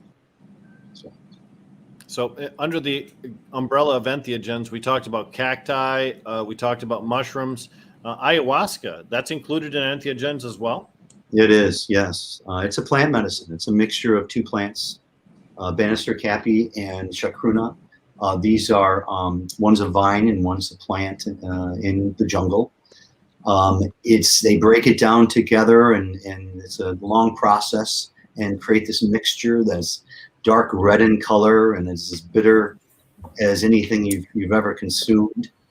And yes, it's quite enjoyable. It's one of my favorite ways of healing myself. I've talked about this on the show before, guys, where I was losing my eyesight maybe 6 years ago. And the doctors told me it's going to travel to my other eye. It's a bilateral disease. It's undiagnosed from an autoimmune. They can't figure out.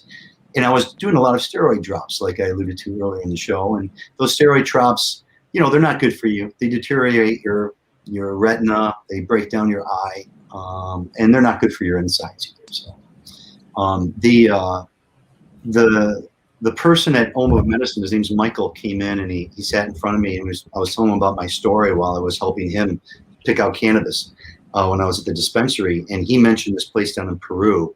And that's where I learned about ayahuasca in Cambo and, San Pedro. It would be nice to be able to do that up here in the United States, or at least in my hometown, or in the state of Michigan. Jimmy, talk about your vision. Can you finish that up? What was the result of that? Are you just staring at a screen pretending to be able to see right now, or are we? No, I can see. I still have issues with my eyes, but what it teaches you, plant medicines teach you to take care of yourself. Be mindful of things and remind you of things that you are, and they kind of bring you back. And like Bob Marley speaks of cannabis, it reveals you to yourself, and it's, in many ways that's what cannabis is a plant medicine. So you can definitely move that over to all plants, because it does reveal you to yourself. That's true. So it's I will continually use them. And I know that, there aren't a lot of miracle cures out there, but there's a lot of close miracle cures that can help you with your struggle. Right. We talk about self-medicating and doing it in ways that give affordable alternatives to pharmaceuticals. For those who aren't familiar, dosing mushrooms is not that expensive, right? Mushrooms are relatively available nowadays. Yeah, I think they are. It's legal for anyone to have mushroom spores. People go online. I was going to bring that up. So there's part of this could be like information on how best to do this. What could be things to look out? What could be, issues? What could be best practices? What could Sure. yield best results? That kind of stuff can be more readily available now. I'm sorry, go ahead. Michigan Psychedelic Society has on the website, MPS or Michigan, what is it? I got to figure it out. MIPsychedelicsociety.com or .org. But on there, we have some videos on how to grow mushrooms. So, and you can find a lot of great books out there by Dennis and Terrence McKenna that also speak on growing mushrooms. And who's Paul Stamets? I mean, he's really the it guy when it comes to mushrooms now. He has a mushroom hat. Yeah, and Fantastic Fungi, I think, is one of his movies that is really a fantastic film. If you guys haven't seen that, I recommend it. Adam, do you remember the band around Ann Arbor, Pete Moss and the Fun Guys? No. I think I remember that guy's name. That's a great name. I used to sell, at my grow shop, I used to sell a lot of mushroom supplies to the guys. I mean, I had all the jars and pressure cookers and everything back in the day. And, you could get spores back then. There were all kinds of companies that were selling San Pedro cactus and mushroom spores and all kinds of cool stuff. But Jim, people can research what they're going to get into before they, by the way, Susan, hi, blinders, steroids, yes, they puff you up so much. Jim, as far as it goes, there's a lot of information online. So if you wanted to maybe experiment with San Pedro, or you wanted to experiment with, some different types of fungi, you could research what might be best for you. And spores are relatively easy to grow in your own basement. Is that true? Yeah, I mean, I wouldn't say easy. They require quite a bit of sterilization. Be very clean about the process, or you can completely ruin the process. Or you can introduce a spore that's, what I'm told, that one of the concerns is that's similar to what you're trying to grow, but it's not exactly what you want if there's not sterile conditions, as you just said. Yeah, definitely. But finding that information, I mean, there are some great books out there, obviously, like I mentioned, some of the authors, the McKennas, Stamets. You can go to decriminature.org. The national website has got a lot of good resources. You can find those on Michigan's website as well, and links to that. But basically, any of these plants, if you find somebody, try to find somebody that you can work with and that you can personally have as not necessarily a mentor, but just a consultant, so that you have like a firsthand knowledge point of view, as opposed to reading something online. And you want to be careful about that. I think that there's no harm in taking some of these things, but in taking them in abundance, you're going to want somebody there with you.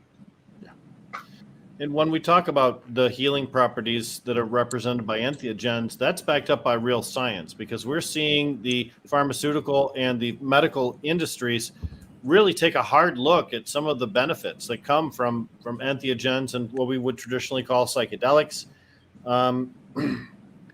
It's really gone into the healthcare fields now. Of course, we're always concerned about the pharmaceuticalization of any natural substance, but entheogens are real medicine, Jim, aren't they? They are. They help reform, neurons. They help connections in your brain. They help people who have PTSD and people who have suffered trauma. They basically, I mean, PTSD and it's really hard. I can't really speak on it. I remember I had PTSD from getting held up at gunpoint, and there's it took a while to get over that. But the way your brain reacts to things when you're recounting that and reliving it,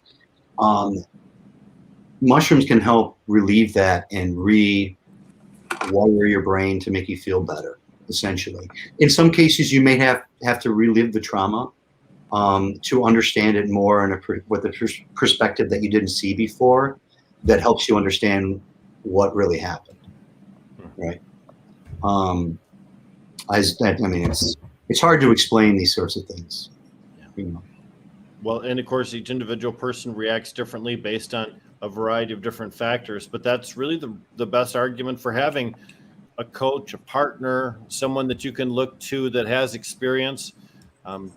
3 kids for their first time taking mushrooms in somebody's basement, probably not the best move at all. No, not at all.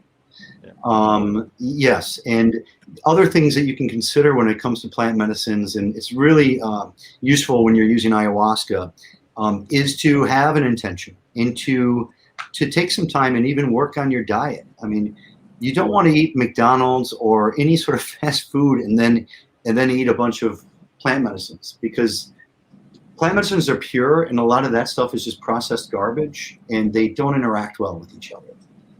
You're not going to have as great of a reaction, I don't think, as you would if you practiced a diet and did a sacrifice where you're not having a lot of sugar for like a month or so, or cutting down on your red meat. I mean, the ayahuasca diet in particular requires you to quit cannabis, alcohol, red meats, fried foods, anything processed in a bag, and just really stick to raw vegetables and the paleo diet in many cases. And you do that, and it's quite a sacrifice. You feel really good, and then you go through your process. And the great thing about this is, since this is a cannabis show, is when you come back and you're done doing your ceremonies, you want to wait a while and integrate. But when you start to introduce cannabis back into your routine, because you had been away for so long, it is like you are meeting for the first time again in many cases. And you have to go really slow, because it can really, you see how powerful the cannabis medicine really is when you go away for a little while. Yep.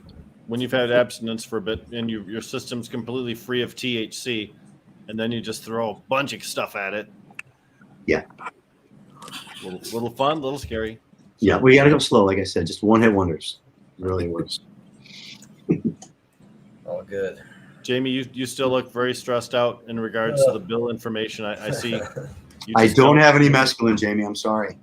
No zip. I remember when I was like 12 or 13 and doing mescaline. Wow. Laughing for like several hours in a row. Yes. Yeah. I do remember laughing so hard that not only my face but my neck hurt. When all the way down to your bones, you were like, "What did I do last night?" Oh yeah, I laughed and laughed and laughed. So, I was down in Peru, and I did mescaline, or San Pedro. We also call it Wachuma. And I was with the group that I was doing ceremonies with for ayahuasca. It was a beautiful day, and we took it that morning. We were up in the Andes, like at 13,000 feet. We had an incredible time playing guitars, and at one point, a few of us walked over to the hammocks, and we're lying on the hammocks, and I got a friend on each side of me, and we're just kind of rolling back and forth, looking up at the sky. And when you take something like San Pedro, that mescaline it really helps focus, and it really helps the vividness of everything around you, the details, and just everything just really stands out. And I was staring straight up at this blue sky with maybe one little cloud up there, and I watched this raindrop. Like literally, it seemed like it was a half a mile up there, and I was watching it come down, fall down, and it hit me right in the middle of my forehead. And my buddies both looked at me and they, "Did you just get hit by a raindrop?" And I was like, yes. Couldn't believe it.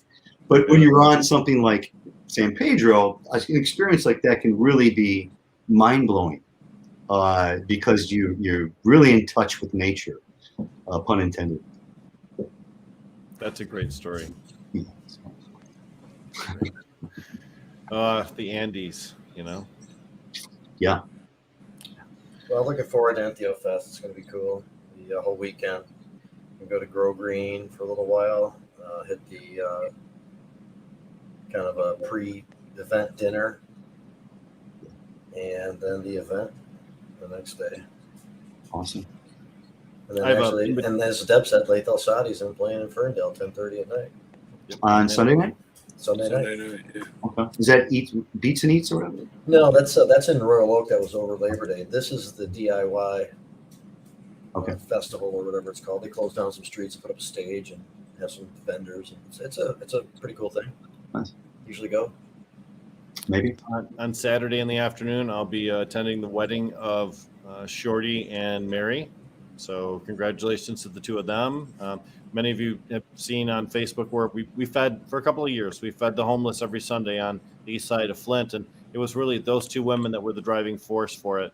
I just have a voice, so I just go yell, and they're the ones that cook the food and feed the people. And I'm very proud that they're my friends, and I get to celebrate their wedding with them. So congratulations in advance of them too. So yeah, lots of good stuff. And the rally tomorrow, of course, 11:45. I would get there early. I always get it to the rallies early. Part of the rally is listening to speakers talk about the way that we want change to go down, but part of it is the social aspect. And if you're there half an hour before, you get to see people you don't get to see. So it's nice. So seldom over the last 2 years have we had chances for our people to get together. Really, with COVID, we had a whole year of solo, essentially, more than that. Yeah. And of course, you can mask if you choose to. It is an all outdoor event. I'm sure that there will be places where people can socially distance if they wish, but there will also be places where people will not. So, yep.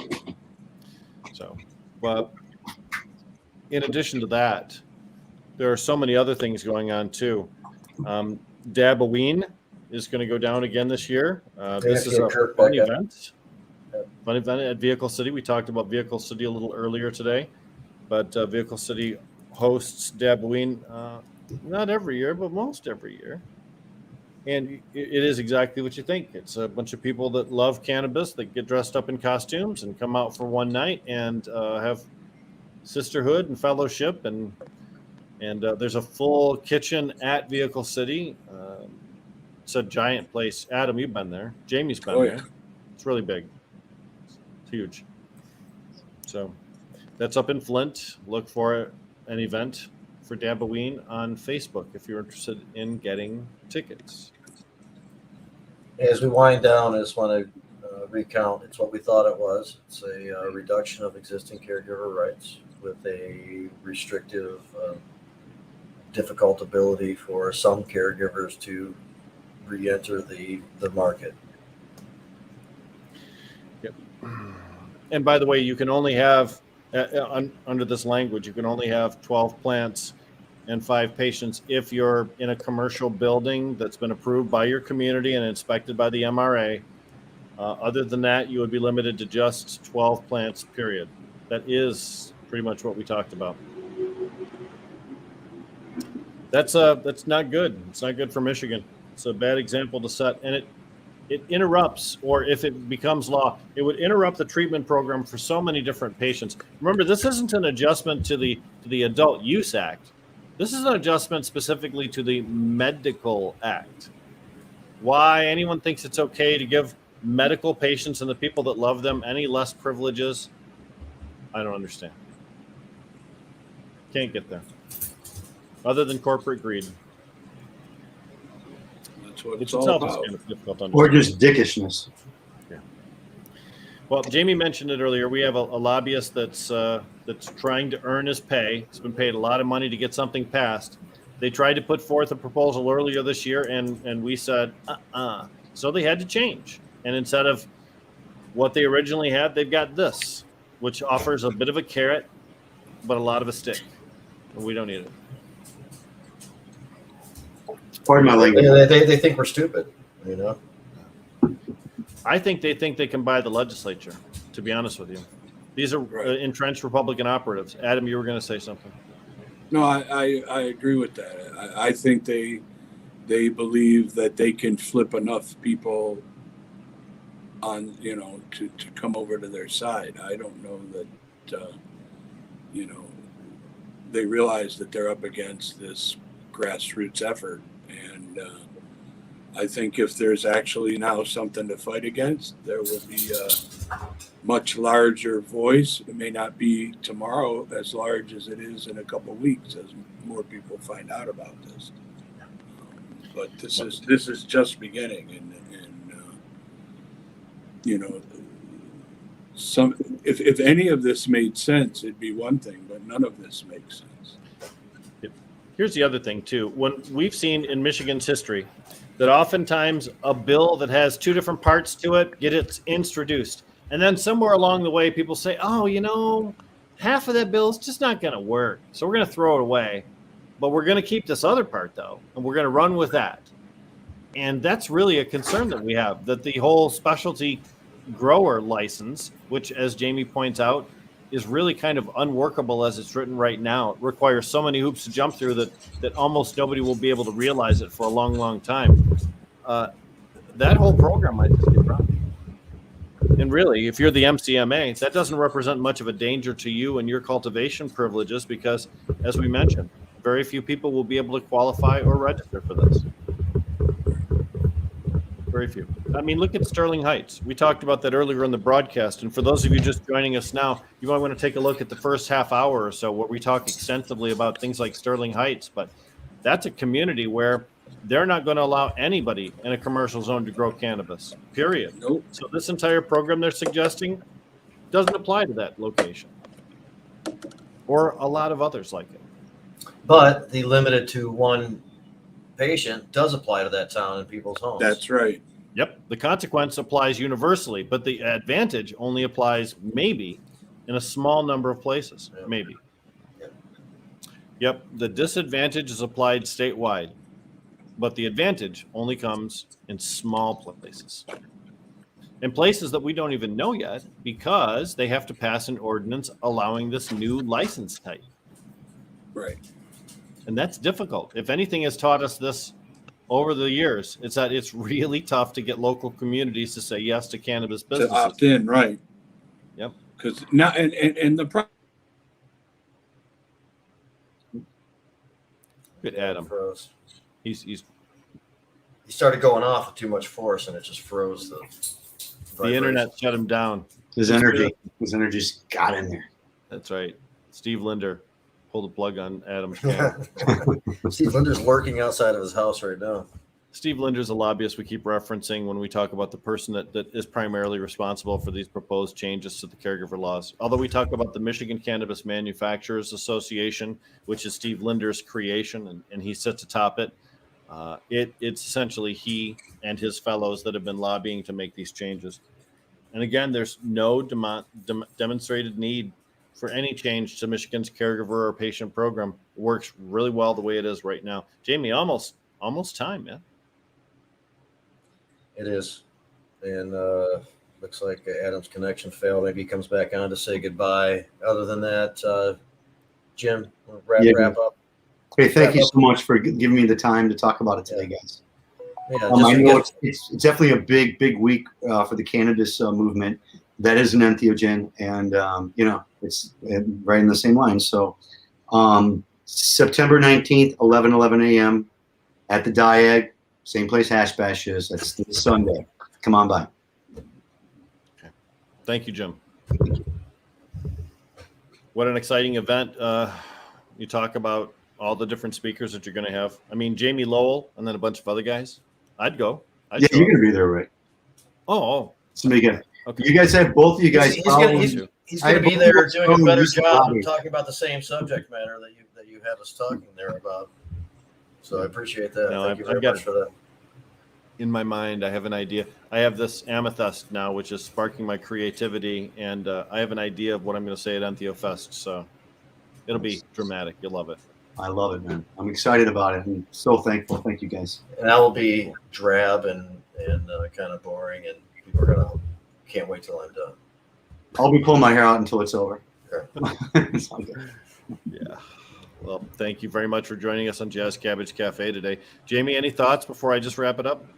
People check out those bills. Let's get ready. Jen says, see everyone tomorrow. Yes, where see we're y'all at tomorrow. now. We'll be able to get some word out now because they gave us this opportunity. We'll be able to describe why we're in opposition pretty clearly now. So thank you for the timing. But, what a bunch of bullshit. Well, and again, House Bill 5300, 5301, and 5302 of 2021, just introduced today in the Michigan legislature. Keep an eye out, guys. We'll have some language available for you. Thank you, Paul. Thank you, Paul Youngs and Brad. We'll have some language and some stuff to talk about tomorrow. But and Susan, of course. But she's the amethyst giver, actually. The fact is, you have to stay educated. Watching Jazz Cabbage Cafe is a good way to do it, listening to us. But these type of things come, and sometimes they go without anyone noticing. And the difference between the community being outraged and the community being hoodwinked is because one person spoke up and said, hey, I just noticed this. This is crazy. Be that person. Be the person that speaks up and points out problems and flaws and issues, because we can resolve them. We can. As long as we've got community, we have the ability to do almost anything we want. And that's my message. I hope I see everybody tomorrow, September 15th, on the steps of the Capitol at 11:45 a.m. Be there. Adam, did you want to try to get something in before we close it down? Oh yeah, no, I just wanted to tell everybody to show up tomorrow. I think it's important. I think now we have targets, and the pedal's on. So I encourage people. There he goes. But he got some stuff in there before this time. There he is.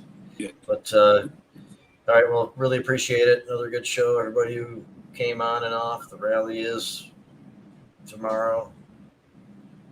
Jazz Cabbage Cafe. We'll see a bunch of people there. See you guys. Thanks, y'all. Have a good day.